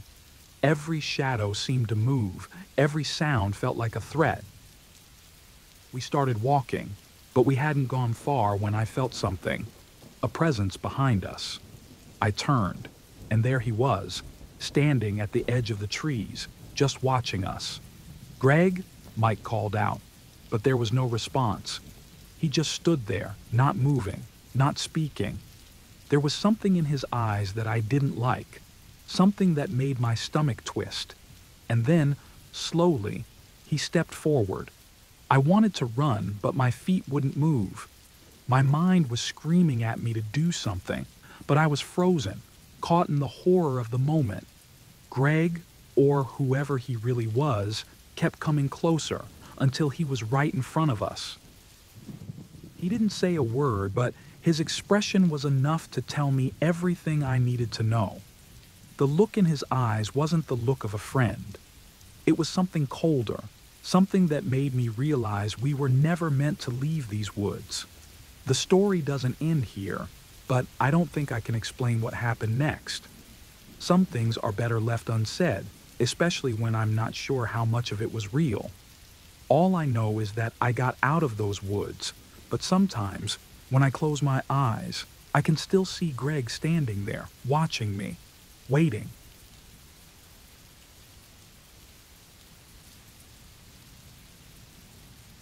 I needed a break. Life in the city was too loud, too busy, and I couldn't breathe anymore. The noise never stopped, not even when I tried to sleep. So I packed up a few things and drove out to the woods where I could be alone. Just me, the trees, and the quiet. I found a campsite that wasn't too far from the main road, but far enough that I felt like I was really away from everything. It was perfect, isolated, but peaceful. There was a small clearing with enough space for my tent and a fire pit someone had used before. The sun was starting to set, and the air was cool, with only the sounds of the wind and birds. It felt right. As I was setting up my tent, I noticed something strange near the fire pit. Half buried under a pile of leaves, there was an old, worn-out book. Curious, I picked it up. The cover was torn, and the pages were yellowed with age. It was a diary. I don't know why, but I felt like I had to read it. Maybe I was just curious, or maybe I wanted to know about the person who had been here before me. So, after I got the fire going, I sat down and opened the diary. The first few entries were normal, talking about hikes, the beauty of the forest, and how the person came here to escape, just like me. But as I kept reading, the tone changed. The entries started to get darker, more paranoid. "I think someone is watching me," one entry said. "I keep hearing noises at night, footsteps in the distance. It's like someone is out there, hiding in the trees." I paused, looking around the darkening woods. The fire crackled, the only sound breaking the stillness. It was probably just a story, I told myself. Maybe the person was just letting their imagination run wild. I shook off the unease and kept reading. The entries became more frantic. The writer described hearing snapping branches, seeing movement out of the corner of their eye, and feeling a constant, growing sense of dread. They started staying up all night, terrified of what was out there, watching them. As I read these words, I began to notice the same things. The rustle of leaves in the wind, the occasional snap of a twig. I glanced around, my eyes straining to see anything beyond the reach of the firelight, but there was nothing. Just shadows and trees. "It's nothing," I whispered to myself, trying to focus on the diary. But my hands were shaking now, and I couldn't stop my eyes from darting to the dark forest around me. The last few entries were almost unreadable, the handwriting shaky and desperate. "I saw him," one of the final entries read. "He's not human. He's hunting me. I have to get out of here." I felt a chill run down my spine. It was just a story. It had to be. But then I heard it, a sound, not far from my camp. Footsteps, slow and deliberate. My heart pounded in my chest as I turned, trying to see where the sound was coming from. But it was too dark. "No, it's just the wind," I told myself, but I didn't believe it. The footsteps stopped, and for a moment there was only silence. Then a twig snapped, closer this time. Panic surged through me. The diary fell from my hands as I stood up, backing away from the fire. My mind raced, trying to figure out what to do. The car was too far away. I was trapped out here. I quickly grabbed my backpack, shoving everything I could into it.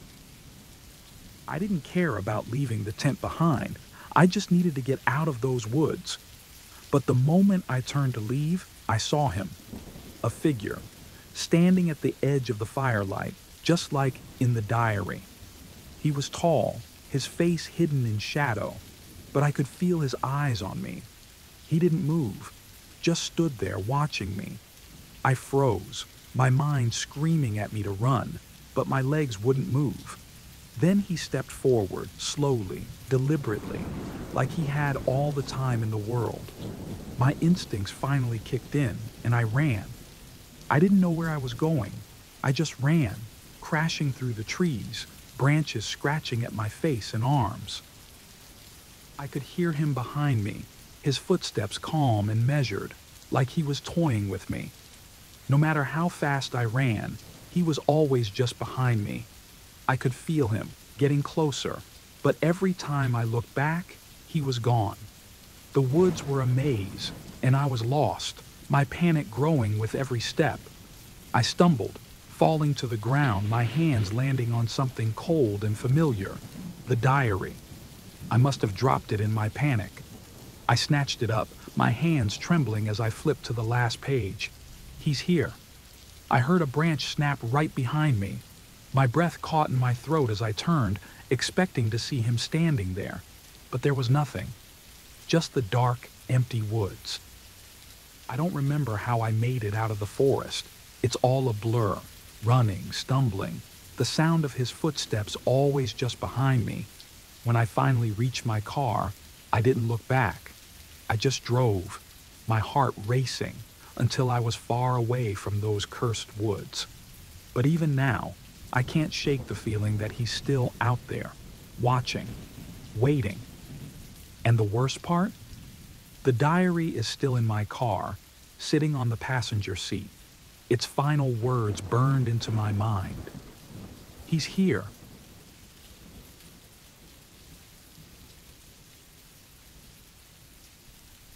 Story, Lost in the Shadows.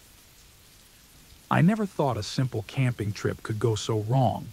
It was supposed to be just a weekend away with friends, a break from the city. We drove out to this forest that Jeff knew about, way off the beaten path. He said it was perfect, no people, no noise, just us and nature. I wish I could go back and change everything, but now I'm the only one left to tell the story.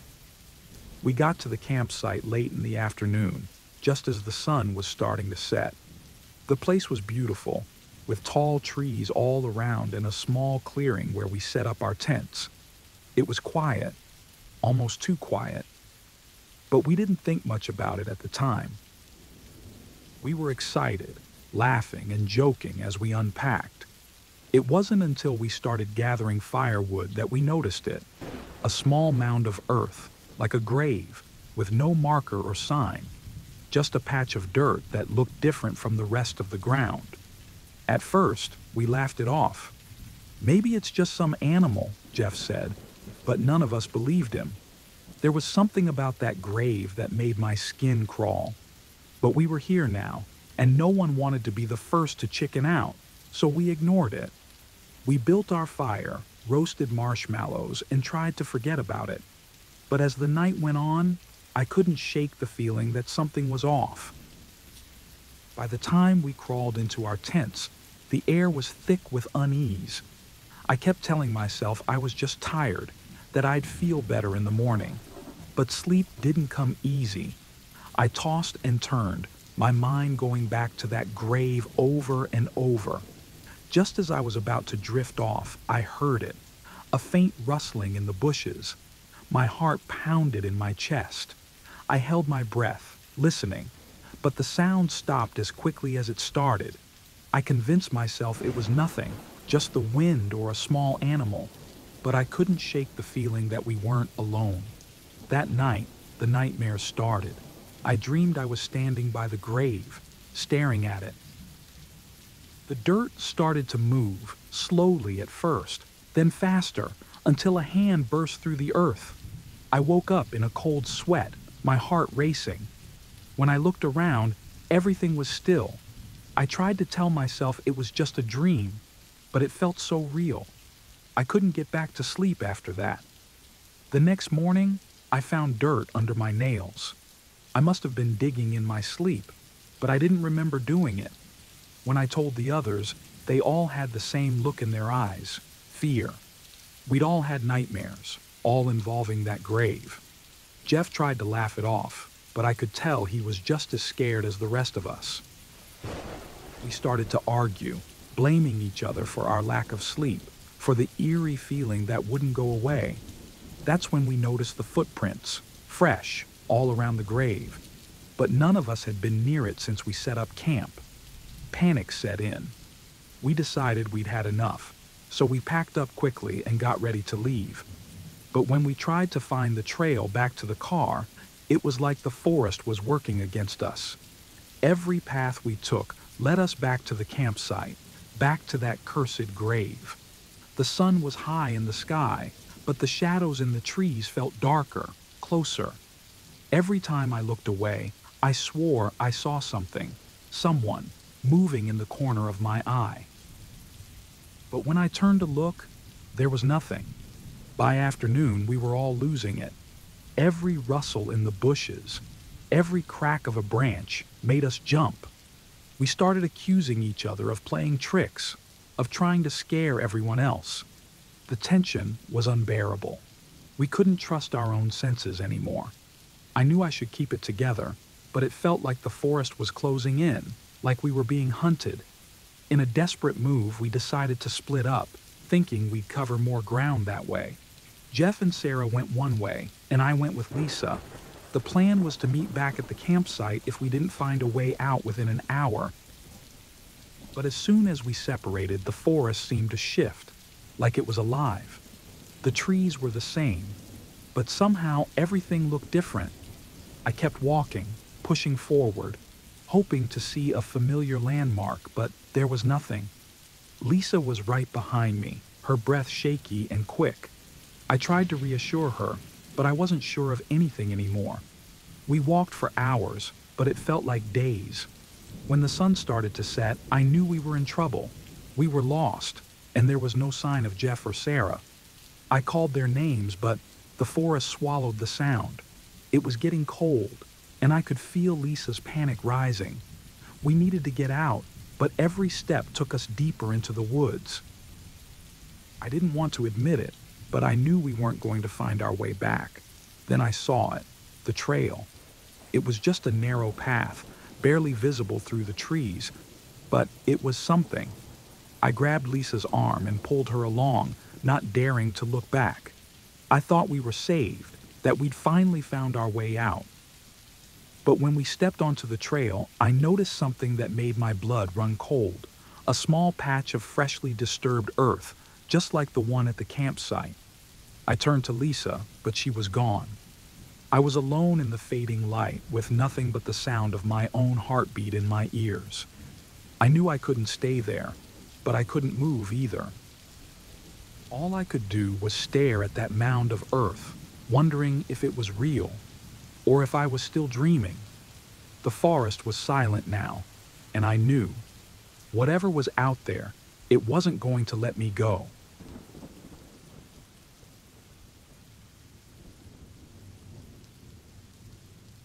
I needed some time alone, away from everyone and everything.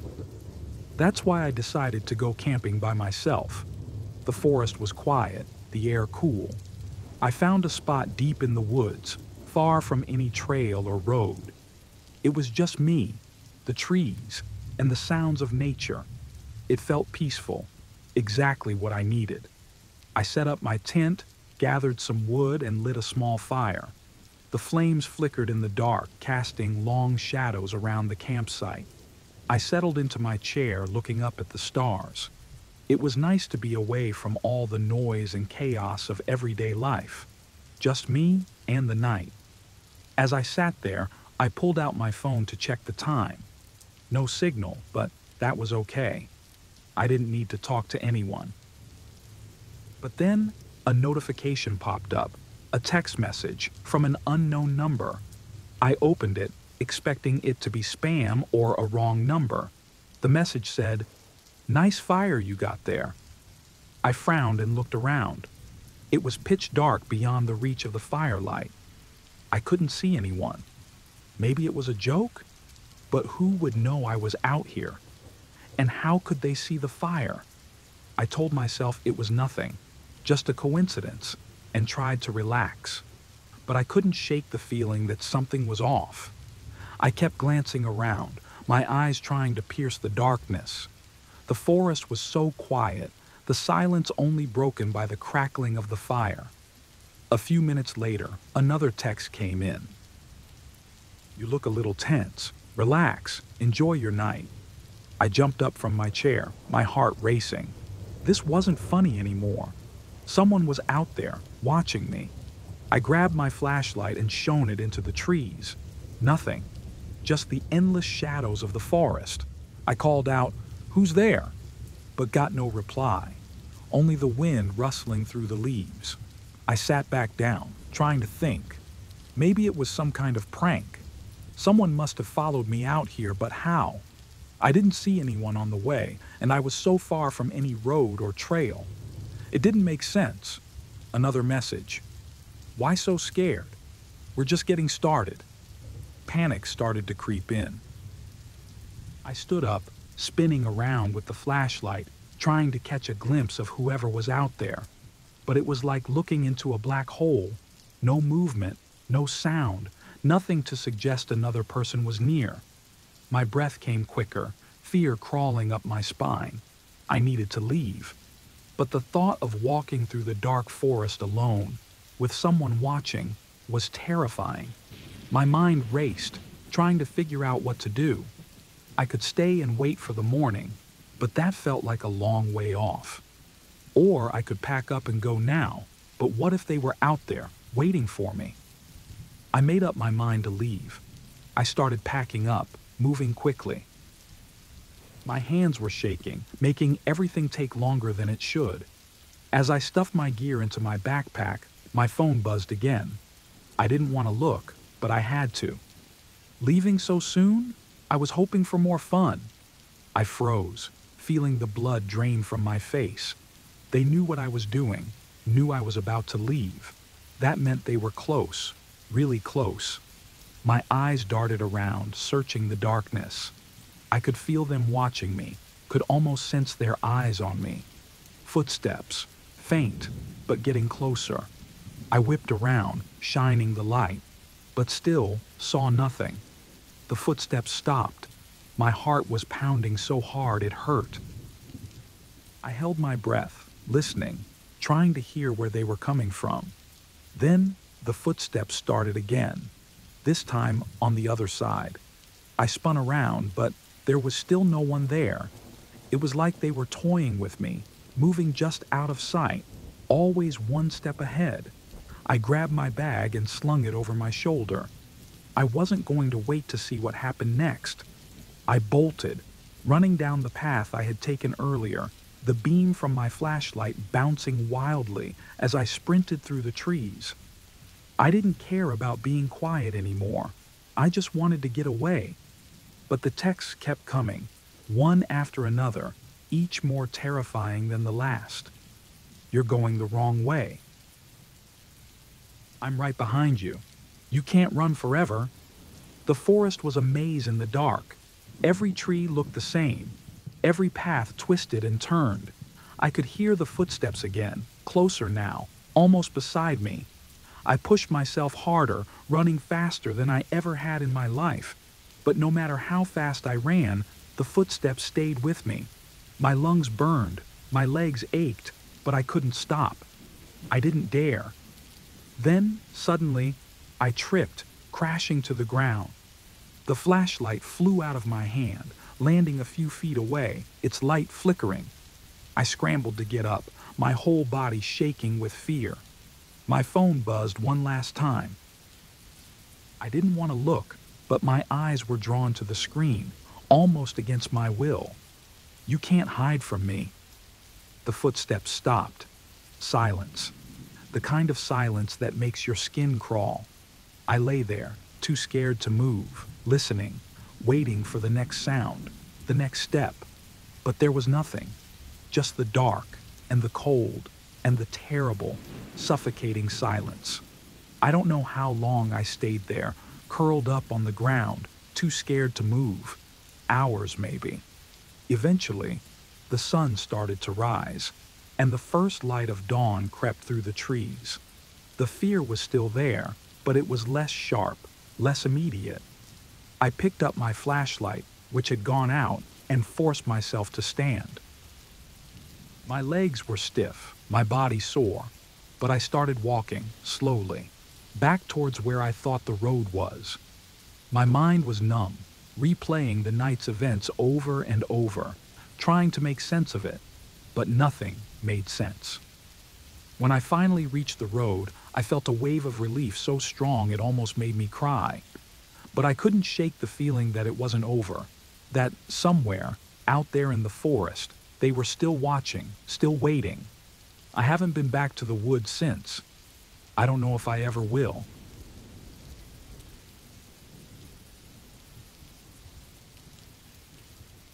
I'm not sure how to begin this story, but I need to write it down.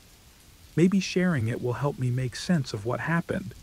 Or maybe it's just a way to try and forget, though I know I never will. Last weekend, I went camping with some friends, Jake, Maria, and Tom. We'd planned it for weeks, picking a spot deep in the forest, away from everything and everyone. We wanted to escape the city, just us and nature, with no distractions. It was supposed to be fun, just a break from life. But that's not what happened. We got there in the late afternoon. The sun was still high and everything seemed normal, even beautiful. The trees were tall, almost like they were closing us off from the rest of the world. It felt peaceful. We set up our tents, made a fire, and started cooking dinner. The mood was light.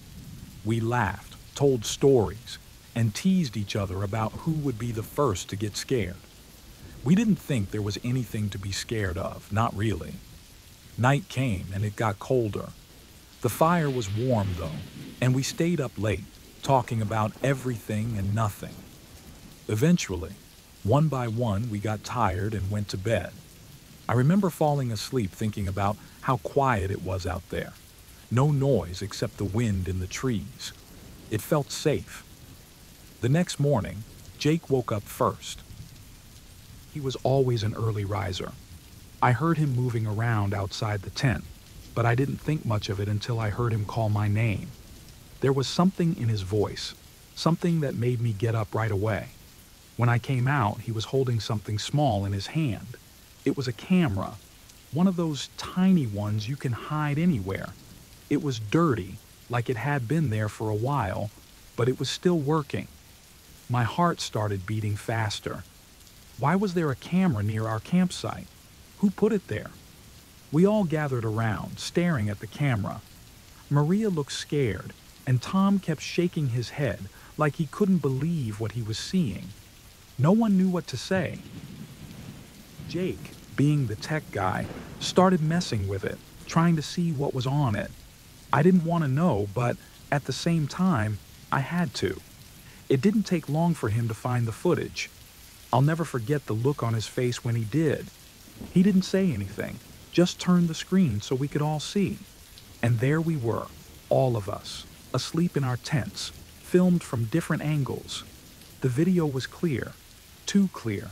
It showed every detail, every breath, every time someone moved or rolled over in their sleep. Someone had been watching us all night. My mind raced, trying to understand what I was seeing. How did we not notice? Why didn't we wake up? And the biggest question of all, who was doing this? The others started to panic. Maria suggested it was a prank, but no one was laughing. Tom asked if one of us had done it, but that didn't make sense either. Why would any of us do something like this? We trusted each other. At least, I thought we did. We decided to look around, see if there were any more cameras. It felt like we had to, like we couldn't just leave it at that. But what we found made everything worse. There were more cameras, hidden all around the campsite, some in trees, others in the bushes, all of them aimed right at us. By then, I was shaking, and I could see the fear in everyone else too. We were being watched, not just once, but the entire time. Someone had been here before us, setting this up, planning it. But why? What did they want? And where were they now? That's when the arguing started. We were all scared, and that fear turned into anger. Jake accused Tom of knowing something, and Tom shot back that it was probably Jake, since he found the first camera. Maria tried to calm everyone down, but it didn't work. The trust we had was gone, replaced by fear and suspicion. I didn't know what to do. My thoughts were all over the place. I kept thinking about how we were in the middle of nowhere, with no one around to help us. Whoever did this could be close by, watching us right now. They could be waiting for the right moment to do something worse. Finally, we agreed we needed to leave. It was the only thing that made sense. We packed up quickly, not caring about anything except getting out of there. The drive back to the city was tense. No one spoke, but I could feel the same fear I had in everyone else. Were we really safe now? Or was this just the beginning? Even after getting home, I can't shake the feeling of being watched. I check the locks, look out the windows, but it doesn't help. I keep thinking about those cameras, about how someone had been so close to us without us knowing. I can't stop wondering if they're still watching. I don't know if I'll ever go camping again. Hell, I don't even know if I can sleep in my own bed anymore. All I know is that something changed that night. I don't trust the quiet or the dark like I used to. And the worst part is, I don't think I ever will again. So, if you're reading this, just be careful. You never know who might be watching you, even when you think you're alone.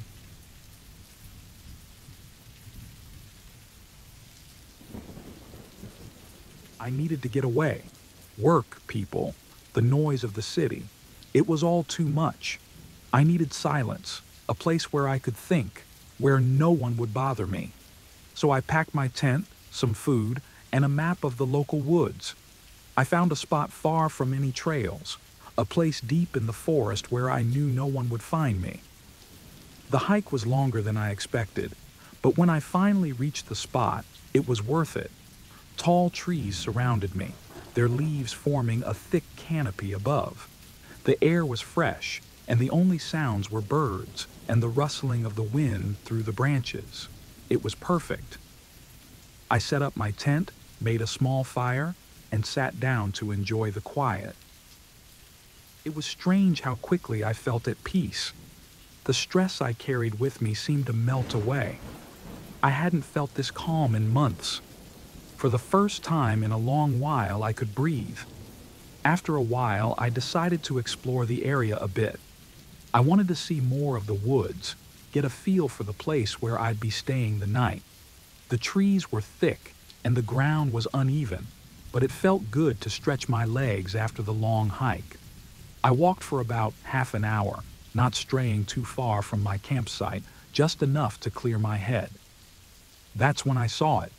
A tree, older and bigger than the others, with something carved into its bark. The words were rough, deep cuts that had obviously been made with a knife. I stepped closer, squinting at the crude letters. "You will not survive the night." I stared at the message, feeling a chill creep up my spine. It was probably just a prank, I told myself. Maybe some kids from the nearest town had come out here to mess with people. Or maybe it was old, carved by someone years ago. But no matter how much I tried to brush it off, I couldn't shake the unease settling in my gut. Still, I wasn't going to let a few words ruin my escape. I turned around and headed back to camp, trying to focus on the positive. This was supposed to be my time, my chance to be alone and find some peace. I wouldn't let some stupid carving take that away from me. As the sun began to set, I started to feel a little better. I made myself some dinner and watched the fire crackle, the warmth driving away the lingering cold from the message on the tree. But as the light faded and darkness crept in, the woods around me seemed to change. The trees, once comforting in their silence, now felt oppressive, like they were closing in on me. Then the noises started. At first, it was just the usual sounds of the forest, leaves rustling, branches creaking. But then I heard something else. Footsteps. Faint at first, but growing louder, closer. I grabbed my flashlight and pointed it towards the sound, but there was nothing there, just the dark, dense woods. My heart was pounding now, my hands shaking. I tried to tell myself it was just an animal, maybe a deer or a raccoon. But the footsteps didn't stop. They moved around me, slow and deliberate, like someone was circling my camp. Every time I pointed the flashlight in the direction of the sound, it stopped, only to start again from a different angle. Panic began to set in. What if the message wasn't just a prank? What if someone really was out here, watching me? I decided then that I needed to leave. I couldn't stay here, not with this fear gnawing at me. I quickly packed up my things, my hands fumbling in the dark. The footsteps grew louder, more insistent, like they knew I was trying to escape. When I finally had everything together, I bolted from the camp, my flashlight bouncing in my hand as I ran. But the woods were confusing at night. Every tree looked the same, every path twisted and unfamiliar. I tried to follow the way I had come, but nothing seemed right. The deeper I went, the more lost I felt. The footsteps were still there, following me, never too far behind. I couldn't shake the feeling that I was being herded, pushed in a certain direction. Then, out of nowhere, I stumbled upon the tree again, the one with the message. I had come full circle. The realization hit me like a punch to the gut. I was being played with, led back here on purpose. I was trapped. Before I could react, I heard the footsteps stop. I turned slowly, my flashlight shaking in my hand, and saw him. A man, standing just a few feet away, his face hidden in the shadows. He didn't move, didn't speak, just stood there, watching me. In his hand, I saw the glint of a knife. My mind raced, trying to find a way out, but there was none. This was it. The message wasn't a warning, it was a promise. I don't remember much after that. Just the feeling of cold steel and the sound of his breathing as he stepped closer. The last thing I heard was his footsteps, slow and steady, as everything went black. I don't know how the story ends or if there even is an end. Maybe I'm still out there, lost in those woods, or maybe he got what he wanted. All I know is that if you ever find yourself in those woods and you see a message carved into a tree, turn around and leave, because you might not survive the night.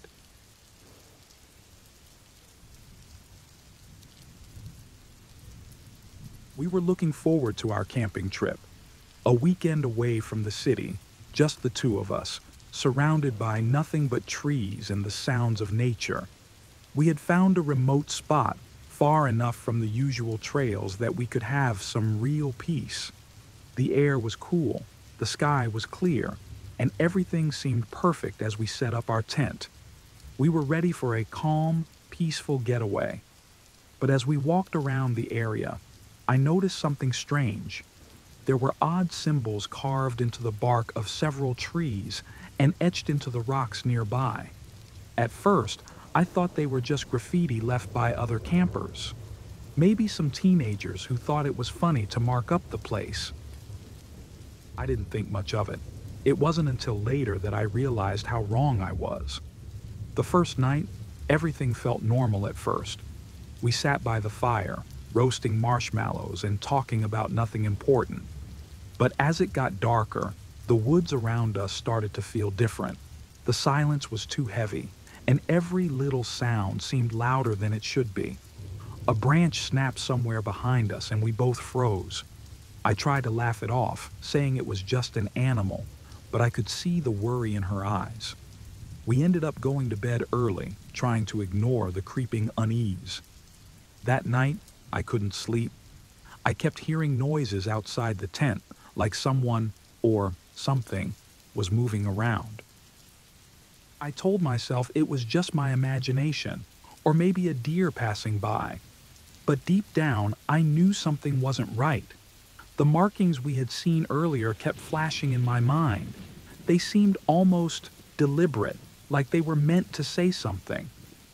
The next morning, I suggested we head to the ranger station nearby. It was a bit of a walk, but I thought it would be good to get some fresh air and maybe ask about the symbols. When we showed the ranger the sketches we had made of the markings, his expression changed. He wasn't relaxed anymore. He looked serious, almost scared. He asked us where exactly we had seen them, and when we told him, he didn't hesitate. "You need to leave. Now," he said. His voice was firm, no room for questions. We were confused, but he explained quickly. Those symbols weren't random. They were used by criminals, people who lived off the grid and preyed on campers like us. The symbols marked targets, people they planned to rob, or worse. The ranger didn't say what worse meant, but we understood enough. We were in danger, real danger, and we needed to get out of there fast. Panic hit us hard. We rushed back to our campsite, our minds racing. When we got there, it was even worse. There were more symbols now, and they were closer to our tent, as if someone had been watching us the whole time. The peaceful weekend we had hoped for was gone, replaced by a growing terror. We packed up as quickly as we could, throwing everything into our bags without bothering to organize it. All we could think about was leaving before whoever had marked us came back, but leaving wasn't as easy as we hoped. The path back to the car seemed longer than before, and the forest felt different, more hostile. Every noise made us jump, and every shadow seemed to hide something sinister. The trail was harder to follow, with fallen trees and branches blocking our way, slowing us down. It felt like the forest itself was trying to trap us, keeping us there until it was too late. We tried to stay calm, but the fear was overwhelming. We were being hunted, and we knew it. Every step felt like it might be our last, and I kept looking over my shoulder, sure that I would see someone or something coming after us. The car was our only hope, but it felt so far away. Finally, after what felt like hours, we saw it. Our car, just a little farther ahead. Relief washed over us, and we started to run, desperate to get inside, lock the doors, and drive away as fast as we could. But just as we reached the car, I heard it again. That same sound from the night before, a branch snapping behind us. I stopped, my heart pounding, and turned around. There, in the shadows of the trees, I saw a figure. I couldn't make out the details, but I knew it wasn't a mistake. Someone was there, watching us, waiting. We didn't wait to see what would happen next. We jumped into the car, my hands shaking as I fumbled with the keys.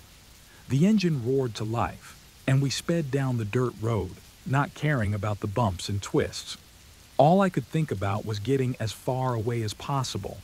But as we drove, I couldn't shake the feeling that it wasn't over. I kept glancing in the rearview mirror, expecting to see that figure again, closer this time. The ranger had told us to leave, but he hadn't said if we were safe. We never talked about what happened that weekend, but I know neither of us forgot. Even now, I can't go camping without thinking about those symbols, wondering if they're still out there, marking someone else's fate.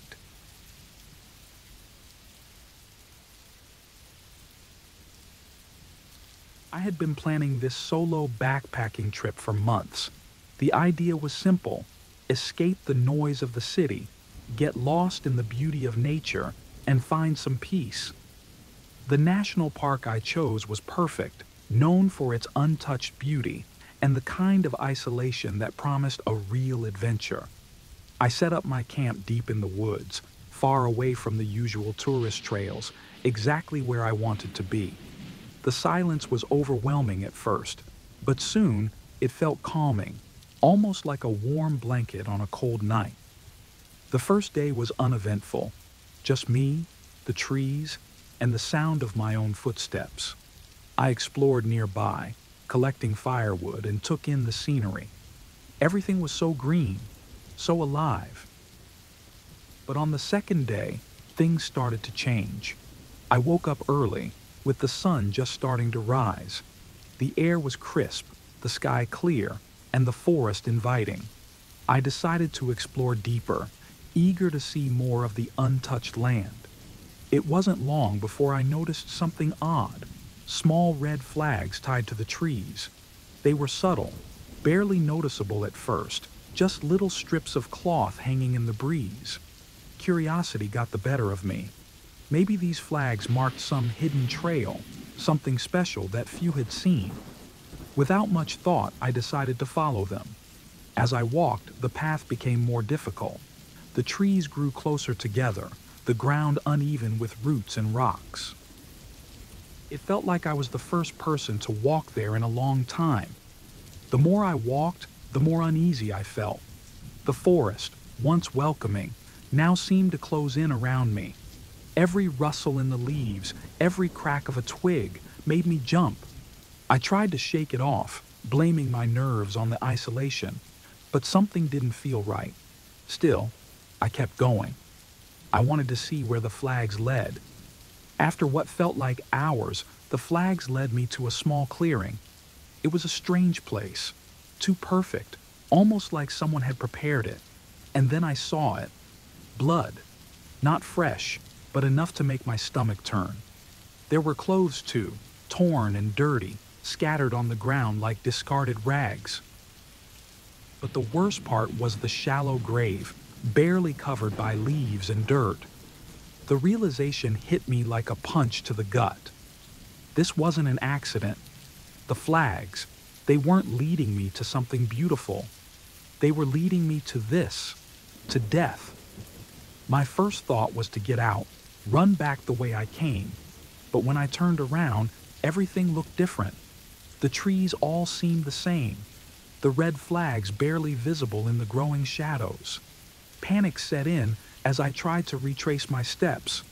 I could feel my heart pounding in my chest, the sweat on my palms making it hard to grip anything. Every step felt wrong, like I was walking deeper into the woods, not out of them. Then I heard it. A twig snapping somewhere behind me, followed by the unmistakable sound of footsteps. Slow, deliberate, like someone was following me, watching me panic. I quickened my pace, trying to move quietly but fast, my breath coming in sharp, shallow bursts. The footsteps followed, sometimes closer, sometimes further away, but always there, always reminding me that I wasn't alone. I tried to think, tried to remember the way back, but everything was a blur. Every tree looked the same, every direction seemed wrong. My mind raced, filled with images of what I had seen in the clearing.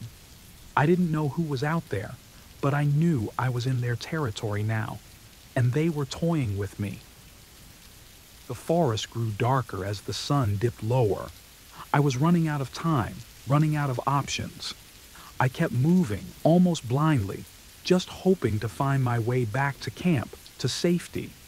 But the noises behind me never stopped. Footsteps, sometimes close enough that I could almost feel the presence of someone behind me, other times far away, luring me into a false sense of security. I stumbled more than once, tripping over roots, scraping my hands on the rough bark of trees as I tried to keep my balance. The fear was like a vice, tightening around my chest, making it hard to breathe, hard to think.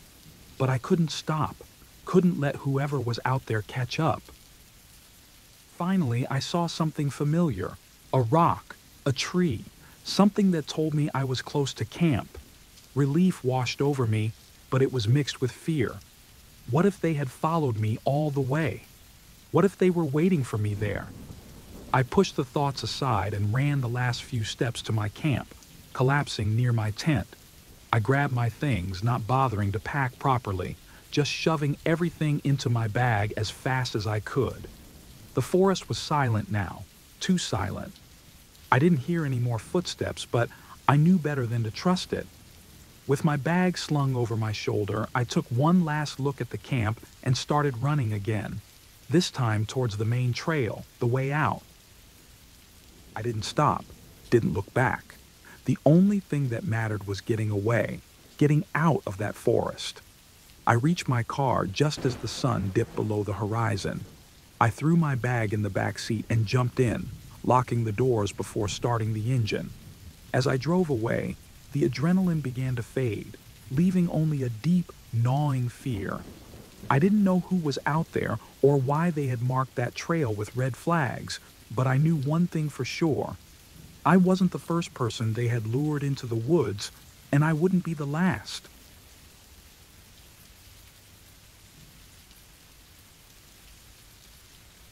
Title: The bet we should never have made. We were young and stupid, always looking for ways to prove we were tougher than everyone else. So when Jared suggested spending the night at the old campgrounds, I thought it was just another challenge. Everyone had heard the stories about how years ago a group of campers was killed there, their bodies found hacked up in the woods. But we didn't believe in ghost stories. We laughed at them. The bet was simple. Stay the night at the campgrounds. No phones, no leaving before sunrise. The winner would get bragging rights and a couple of $100 from the losers. Easy money, I thought. We arrived late in the afternoon. The place was just like the rumors said, abandoned, overgrown, with broken down cabins that had been left to rot. The air was thick, heavy, like the woods were holding their breath, but we joked around, pretending to be brave. Jared, Mia, Tom, and I started setting up camp near the old fire pit. The shadows of the trees grew longer as the sun dipped behind the hills, but we kept going, laughing off the creeping unease. Night came quickly, faster than any of us expected. We sat around the fire, talking about the massacre, mocking the idea that anything could happen. Jared was in the middle of another story when we heard it, a crack, like a branch snapping, from somewhere deep in the trees. Everyone froze, glancing at each other, but we all shrugged it off. The woods were full of animals after all. We went back to our conversation, though it felt more forced now. But the sounds didn't stop. Every few minutes there was another noise. Footsteps, or at least that's what it sounded like. They were slow, careful, like someone or something was trying not to be heard. Mia suggested it could be deer, but there was doubt in her voice. We kept pretending we weren't scared, but the silence between us grew longer. The fire burned lower, casting weird shadows across the trees. I kept feeling like I was being watched. The others did too. I could see it in their eyes. Jared, always the tough guy, was the first to suggest we check it out. "It's probably just some animals," he said, grabbing a flashlight. But his voice shook a little, and that scared me more than anything. We split up, each of us taking a different direction. I don't know why we thought that was a good idea. Maybe we thought we'd cover more ground, or maybe we just didn't want to admit how scared we were. I walked slowly, the flashlight beam cutting through the darkness. The trees loomed tall, their branches like fingers reaching out. Every step I took felt like it echoed, and the noises in the woods seemed to get louder. That's when I saw it, a shadow, just on the edge of the light, moving quickly between the trees. My heart jumped into my throat. I tried to tell myself it was nothing, just a trick of the light. But then I saw it again, closer this time. I called out to the others, but my voice came out weak, swallowed by the night. Mia's scream pierced the silence, sharp and terrified. I ran towards the sound, stumbling through the underbrush, heart pounding. When I found her, she was standing frozen, eyes wide with fear. At her feet was something I wish I could forget, an old rusted knife covered in dried blood. It looked like it had been there for years, but the blood looked fresh, almost as if it had been recently used. That's when we realized the stories weren't just stories. The massacre was real, and something, or someone, was still here. We backed away, trying to stay calm, but fear was taking over. Tom and Jared joined us, their faces pale, eyes darting around like they were expecting something to jump out at them. Jared kept saying it was just some sick prank, trying to convince us, or maybe himself. But none of us believed it anymore. The sounds in the woods were getting louder, closer. Shadows moved between the trees, too fast to be animals. We could feel eyes on us, watching, waiting. Panic took over. "We need to get out of here," I said, my voice shaking. But Jared insisted we stay. "It's just some kids messing with us," he said, though he didn't sound sure. We argued, but it was clear no one knew what to do. Then we heard it. A low, guttural noise, like someone, or something, was breathing right behind us. We spun around, flashlights flickering wildly, but there was nothing there. We weren't alone, though. We could feel it, something closing in. "Run," Mia whispered, her voice trembling. We didn't need to be told twice. We scattered, running blindly through the dark, too scared to think. The woods seemed to close in around me, branches grabbing at my clothes, roots trying to trip me up. I could hear the others, their footsteps pounding the ground, but the noises, the ones following us, were getting closer. I ran until I couldn't hear them anymore, only my own ragged breath and the blood pounding in my ears.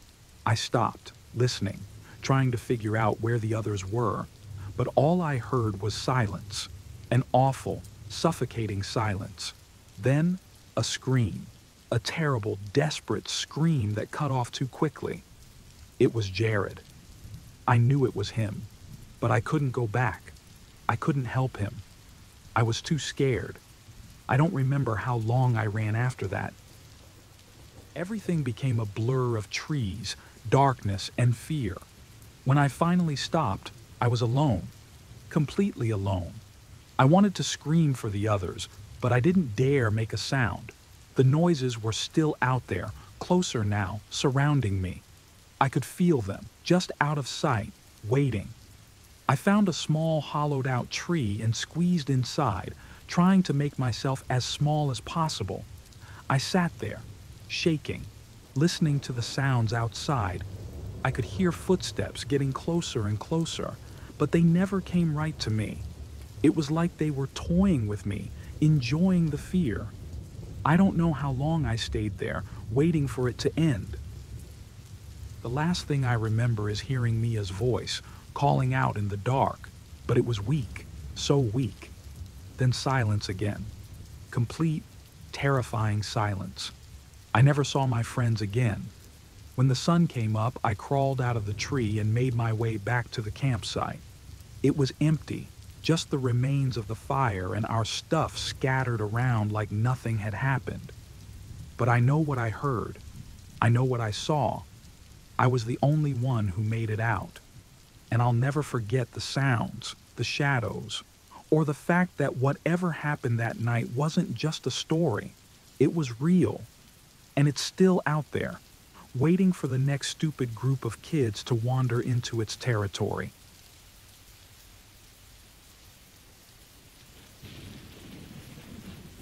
I was camping alone in the woods, miles away from the nearest town. The weather had been rough all day, with clouds gathering like a dark army, blocking out any light. By evening, the storm hit hard. The wind howled, shaking the trees, and the rain came down in sheets, beating against my tent like fists. The noise was overwhelming, and I felt isolated, cut off from the world by the storm. I tried to sleep, but the storm kept me awake, the noise outside almost too much to bear. I was lying in my sleeping bag, my mind racing with thoughts, when I heard it, a knock on my tent. It was faint at first, like I imagined it, but then it came again, harder this time. My heart raced, and I froze. Who would be out here in this storm? Gathering my courage, I unzipped the tent a bit and peered out. A man stood there, drenched from head to toe, his clothes clinging to him as the rain poured down. His face was pale, eyes wide with fear. He looked desperate. "Please," he said, his voice shaking. "My group, we're in trouble. We got lost in the storm, and I need help." For a moment, I hesitated. Everything about this situation felt wrong, but the man looked so scared, so genuinely in need of help. Against my better judgment, I nodded and told him to come inside, where it was dry. Once he was in the tent, I noticed how frantic he seemed. He kept looking around, his hands shaking as he spoke. "We were hiking," he said, "but the storm came in fast, and we got separated. I found some shelter, but the others, they're still out there. Please, You have to help me find them." Something about his story didn't sit right with me. The storm was too fierce for anyone to be wandering around in, but I couldn't just leave him out there. I grabbed my rain jacket and headlamp, and we stepped back out into the storm. As we walked, the man led the way, but his steps were uncertain, almost like he wasn't sure where he was going. The wind whipped against us, making it hard to see or hear anything. I tried to ask him more questions about his group, but his answers were vague, almost evasive. "How far is it?" I asked, raising my voice over the storm. "Not far," he replied, but there was something off about the way he said it, like he didn't really believe it himself. We kept walking, my unease growing with each step. The storm seemed to get worse, the wind pushing against us like it wanted to keep us from going any further. I started to notice things that didn't add up. Landmarks he mentioned didn't appear. Distances didn't seem right.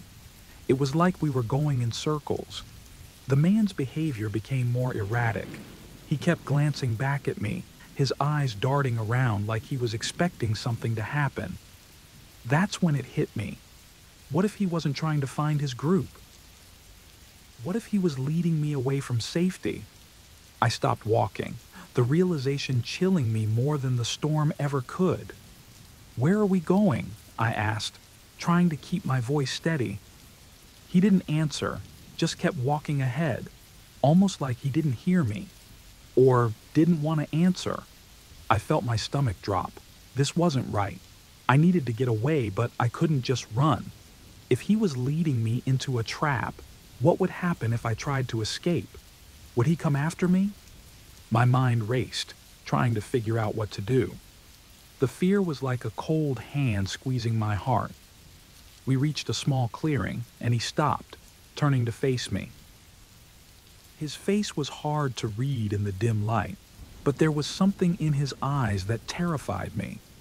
"They should be here," he said, his voice flat. I didn't respond. Every instinct in me screamed to run, but I couldn't move. It was like my feet were glued to the ground. Then, without warning, he took a step toward me. I acted on pure instinct. I turned and ran, the storm almost pushing me forward. I didn't look back, didn't care if he was following. I just knew I had to get away, as far and as fast as I could. My heart pounded in my chest, the sound of my own breath filling my ears.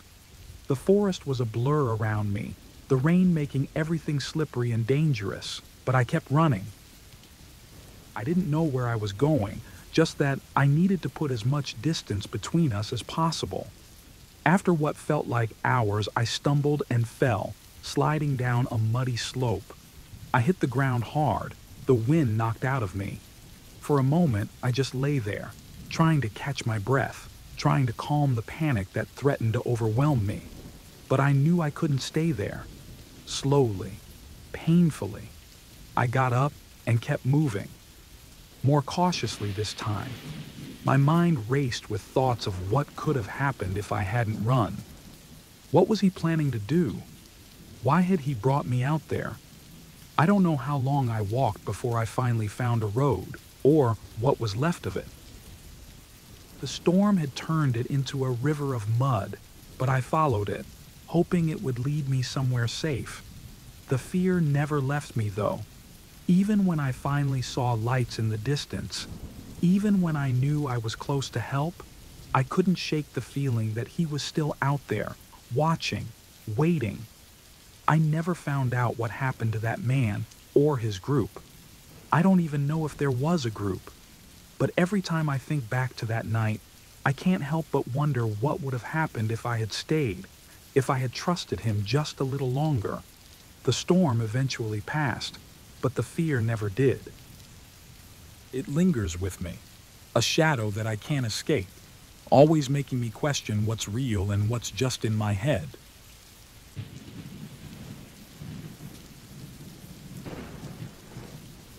We thought it was going to be a fun weekend. Just a group of friends, some beers, and the peace of a remote forest. We needed a break from the usual stress, and camping sounded perfect. The weather was nice, and the forest was quiet, just what we wanted. We set up our tents near a clearing, joking about who would make the best campfire, who would get lost first, and who would catch the biggest fish. It was supposed to be simple and relaxing. After we finished setting up, we decided to explore the area a bit. We were curious about what was around us, maybe find a stream or a nice spot to watch the sunset. That's when we found the first map. It was pinned to a tree, drawn by hand on a piece of old crumpled paper. It showed a part of the forest we didn't recognize, with strange symbols we didn't understand. Circles, triangles, and other shapes scattered across the map. We laughed it off, thinking it was some kind of joke, or maybe a leftover from another group of campers. But curiosity got the better of us. We should follow it, one of us said, and the rest agreed. It seemed like a fun little adventure. How lost could we get? The forest wasn't that big, and we had our phones and GPS. So, we followed the map, wandering deeper into the woods. At first, it was just a bit of fun, walking and talking, joking about what the symbols could mean. But then we found another map, pinned to another tree. This one was different, showing a new part of the forest. Again, there were those strange symbols, but nothing that made sense. Still, we followed it. The further we went, the less familiar everything became. We started to realize that the maps were leading us in circles. Every path we took brought us back to the same place. We tried to backtrack, but nothing looked right anymore. The forest that had felt so open and peaceful now felt tight, like it was closing in on us. The trees seemed taller, the paths darker, and no matter which way we went, we couldn't find our way out. We began to panic. One of us tried to make light of the situation, saying it was just our minds playing tricks, that we were overthinking. But deep down, we all felt it. The growing fear that we were being watched, that someone was leading us somewhere we didn't want to go. Paranoia started to creep in. We argued about which direction to take, who had led us wrong, and why we had even followed the maps in the first place.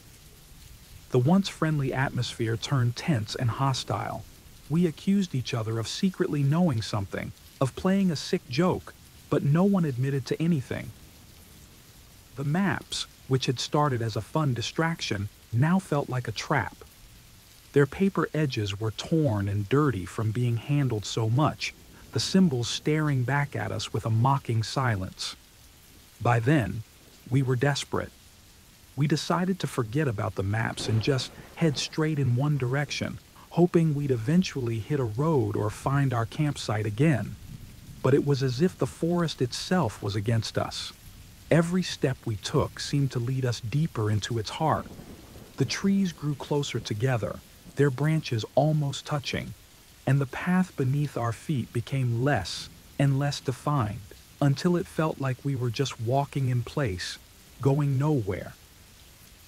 Time passed, but it was hard to tell how much. Our phones had no signal, and the sky, once bright, was now hidden by the thick canopy of leaves above. We were tired, hungry, and scared. Every noise in the forest made us jump. Every rustle of leaves felt like someone, or something, was watching us.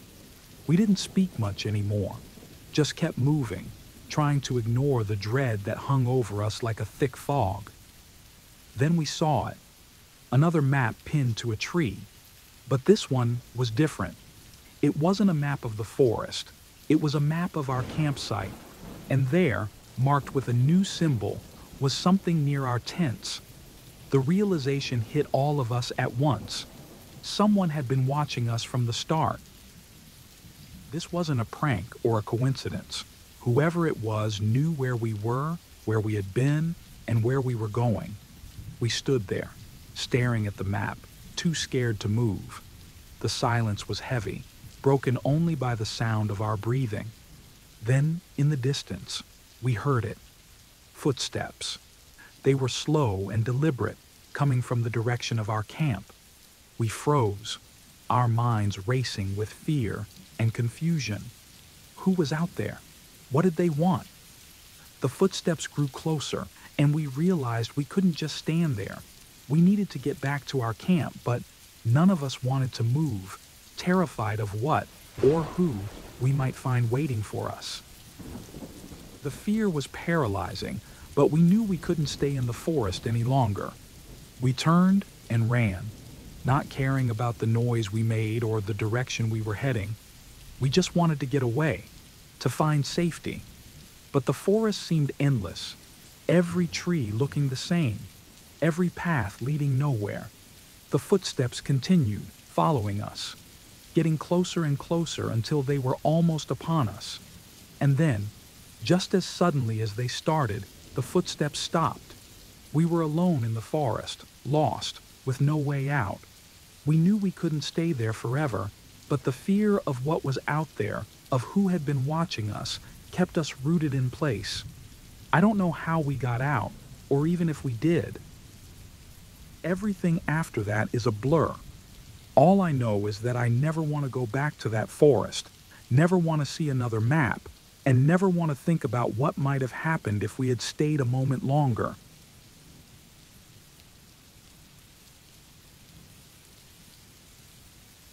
I don't know if anyone will believe me, but I have to tell this story. It happened a few years ago when I went camping with some friends. I haven't talked to any of them since that weekend. Sometimes I wonder if any of them even made it out. It was supposed to be a relaxing trip, just me, Lucas, Sarah, and Ben. We were looking for some peace away from the city, so we picked a campsite deep in the forest, far from any people or noise. It was quiet, too quiet maybe, but at first, that was what we wanted. The first day was nice. We set up our tents, gathered wood for the fire, and just enjoyed being outside. I remember thinking how perfect everything seemed, how we could finally breathe away from the stress of daily life, but something felt off, like the silence of the forest wasn't natural. The trees were so thick that they blocked out most of the sunlight, making everything feel a bit darker, a bit more closed in. It wasn't until the second day that things started to get strange. We were low on firewood, so Lucas and I went to find more. We walked farther from the camp than we planned, going deeper into the forest. That's when Lucas saw it, a backpack hidden in the bushes. I don't know why, but the sight of it made my skin crawl. The backpack was covered in dried blood. We should have just walked away, but instead, we dragged it out into the open. It was heavy, and when we opened it, we found some strange things inside. There was a torn map, the kind you'd use to navigate in the wilderness, a flashlight with dead batteries, an energy bar that looked like it had been there for a while, and a knife with dried blood on the blade. "What the hell happened to this person?" Lucas asked, his voice shaky. I didn't answer. I couldn't. My mind was racing, thinking about what kind of person leaves behind a bag like this. What were they running from? And why did they never come back for it? When we got back to the camp, Sarah and Ben saw the bag and looked just as disturbed as we did. Ben suggested we leave it alone, but Lucas thought we should try to figure out what happened. There was a strange excitement in his eyes, like he wanted to play detective. I didn't like it, but I couldn't stop him either. We decided to follow the map. It was torn, with only half of the roots visible, but Lucas was sure he could figure it out. So we started walking, using the map as our guide. As we moved deeper into the forest, we found more signs that someone had been there before us. There were broken branches, pieces of clothing caught on bushes, and even an old makeshift shelter that looked like it hadn't been used in years. The more we found, the more I wanted to turn back. But Lucas kept pushing us forward, saying we were close to something important. Sarah and Ben seemed uneasy too, but they followed Lucas without question. I think we all felt like we had gone too far to turn back now. By the time we realized how late it was, the sun had already started to set. The The shadows grew longer, and the forest felt even more claustrophobic. That's when we stumbled upon the old campsite. It looked like it had been abandoned for a long time, but the signs of violence were still there. The ground was stained with old, darkened blood, and there were deep cuts in the trees around the camp. Suddenly, we heard rustling in the bushes nearby. It was a faint sound, but in the silence of the forest, it might as well have been a scream. We froze, trying to figure out if it was just an animal or something worse. But then we heard it again, closer this time. "We need to get out of here," I whispered, my voice barely audible. But nobody argued. We turned back, trying to retrace our steps, but the forest felt different now, like it was shifting around us. Every path we took seemed to lead us deeper into the woods instead of out. It was like the forest was playing tricks on us, and the fear was starting to take over. At some point, Sarah started to cry. I don't blame her. I felt like doing the same, but I was too scared to make a sound. The feeling of being watched was unbearable, like eyes were following us from the darkness, waiting for the right moment to strike. We walked in circles for what felt like hours, but we never found our way back. I don't even remember how we eventually made it back to our campsite, but when we did, it was worse than I imagined. Our campsite was destroyed. The tents were slashed open, our bags were thrown everywhere, and the firewood was scattered like someone had been looking for something. But the worst part was the backpack. It was sitting right in the middle of our camp, and this time, it wasn't just covered in dried blood. Fresh blood was dripping from it, pooling on the ground below. Nobody said a word. We just stared at it, too terrified to move, too afraid to understand what it meant. I think that was when I realized we weren't going to make it out of there. I don't remember much after that. We must have run, but I don't know where. The fear was so overwhelming that it blocked out everything else. I just remember the sound of footsteps behind us, getting closer and closer, no matter how fast we ran. When I woke up, I was alone. I don't know what happened to the others. I like to think they made it out, but deep down, I know they didn't.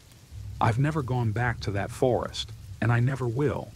Sometimes I still dream about it, and I wake up with the same feeling of being watched.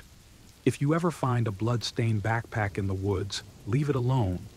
Don't make the same mistake we did.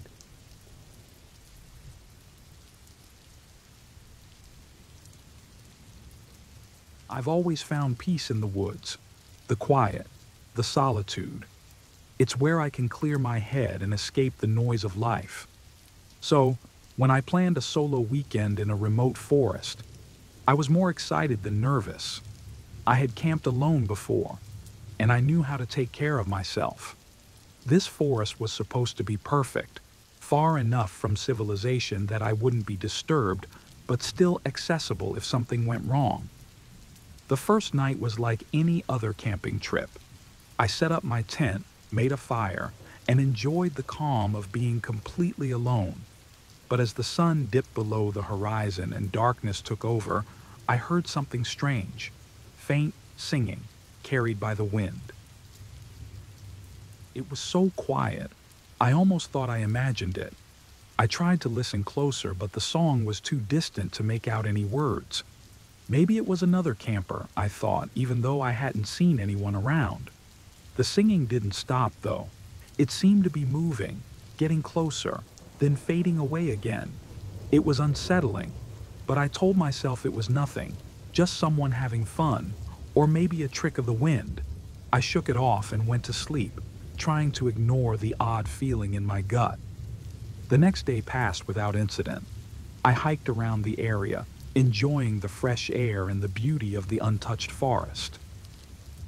By the time I returned to my camp, the memory of the singing had faded, replaced by the satisfaction of a day well spent.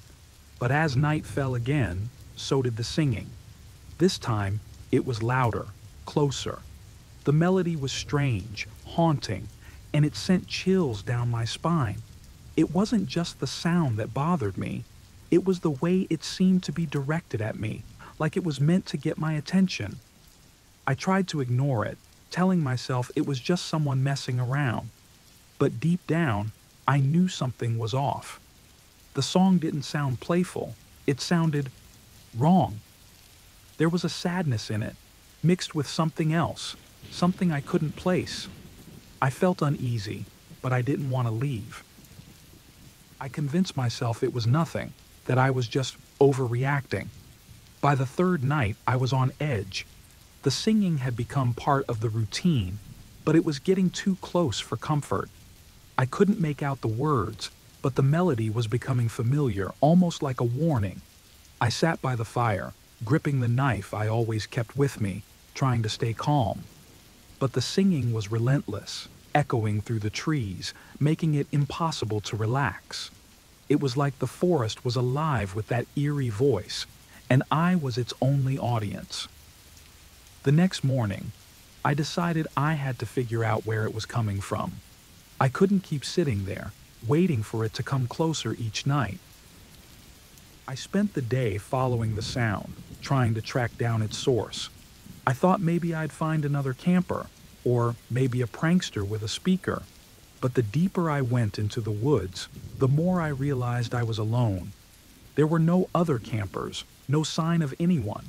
Just empty campsites, abandoned and overgrown, like no one had been there in years. That's when I started to feel real fear. Someone, or something, had been watching me. The singing wasn't just random, it was deliberate.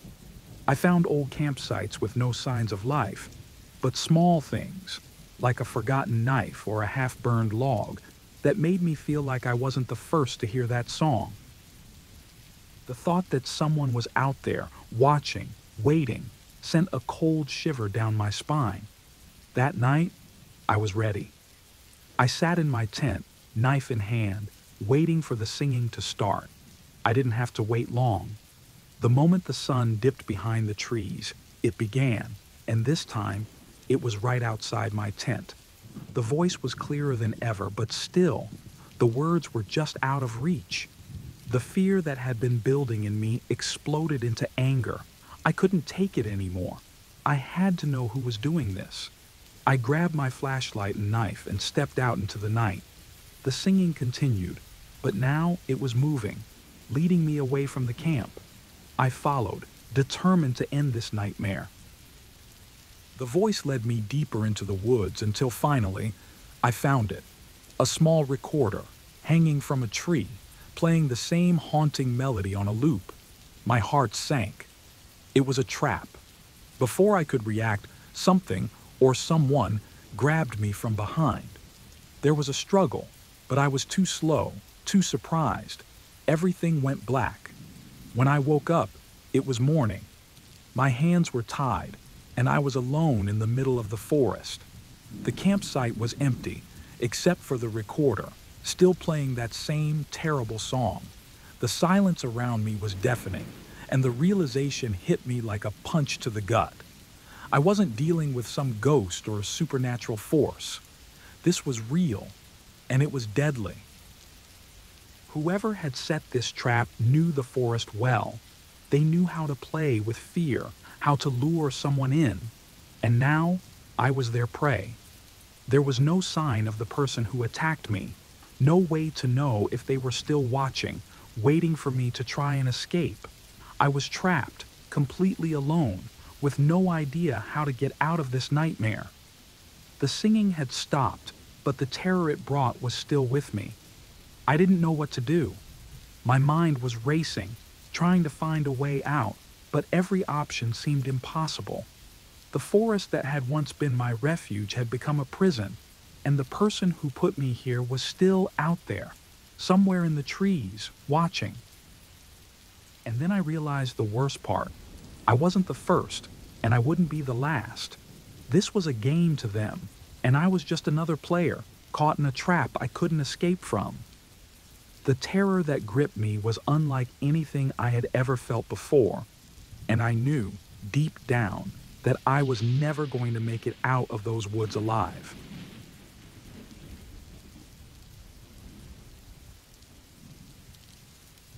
When I first saw the Craigslist ad, I felt like I found the perfect escape.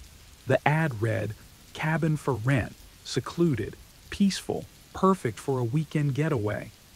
It was exactly what I needed.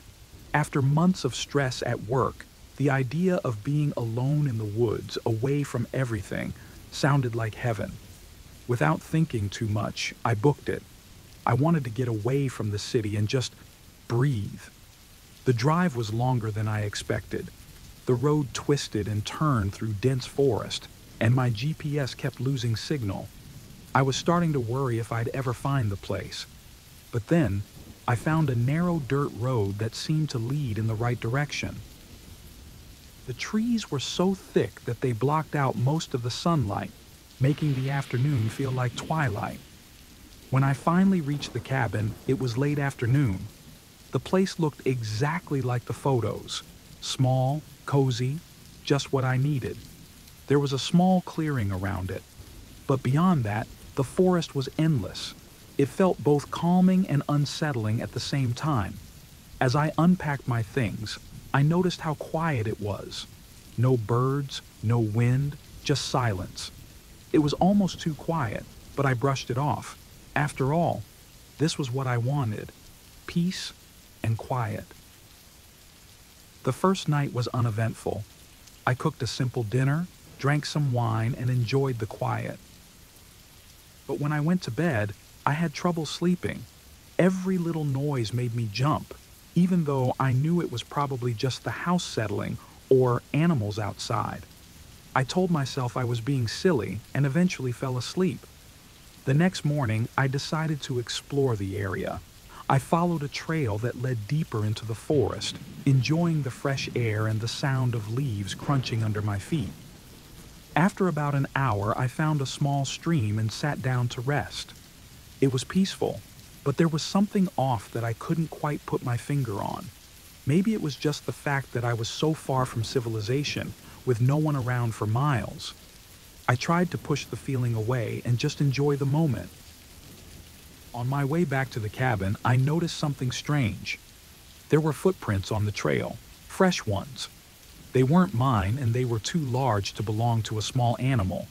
They looked like boot prints. My heart started to race. I hadn't seen anyone else since I arrived. I thought I was alone out here. Trying to stay calm, I convinced myself that maybe it was a park ranger or a hiker passing through.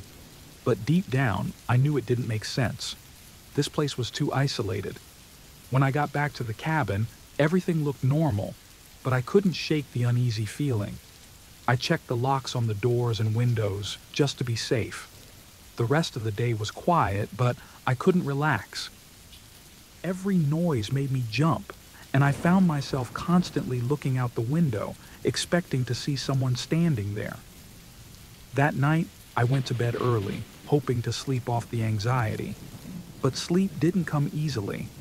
I kept waking up, sure that I had heard something outside. Around midnight, I heard a soft thud on the porch. My heart pounded in my chest. I lay there, too scared to move. Then I heard the sound again, like something, or someone, was moving outside. I forced myself to get out of bed and peek through the window. In the dim light, I saw a figure standing by the edge of the clearing, just beyond the tree line. They were watching the cabin. My breath caught in my throat. I couldn't see their face, but they were definitely staring right at the cabin, right at me. I panicked and grabbed my phone to call the police, but there was no signal.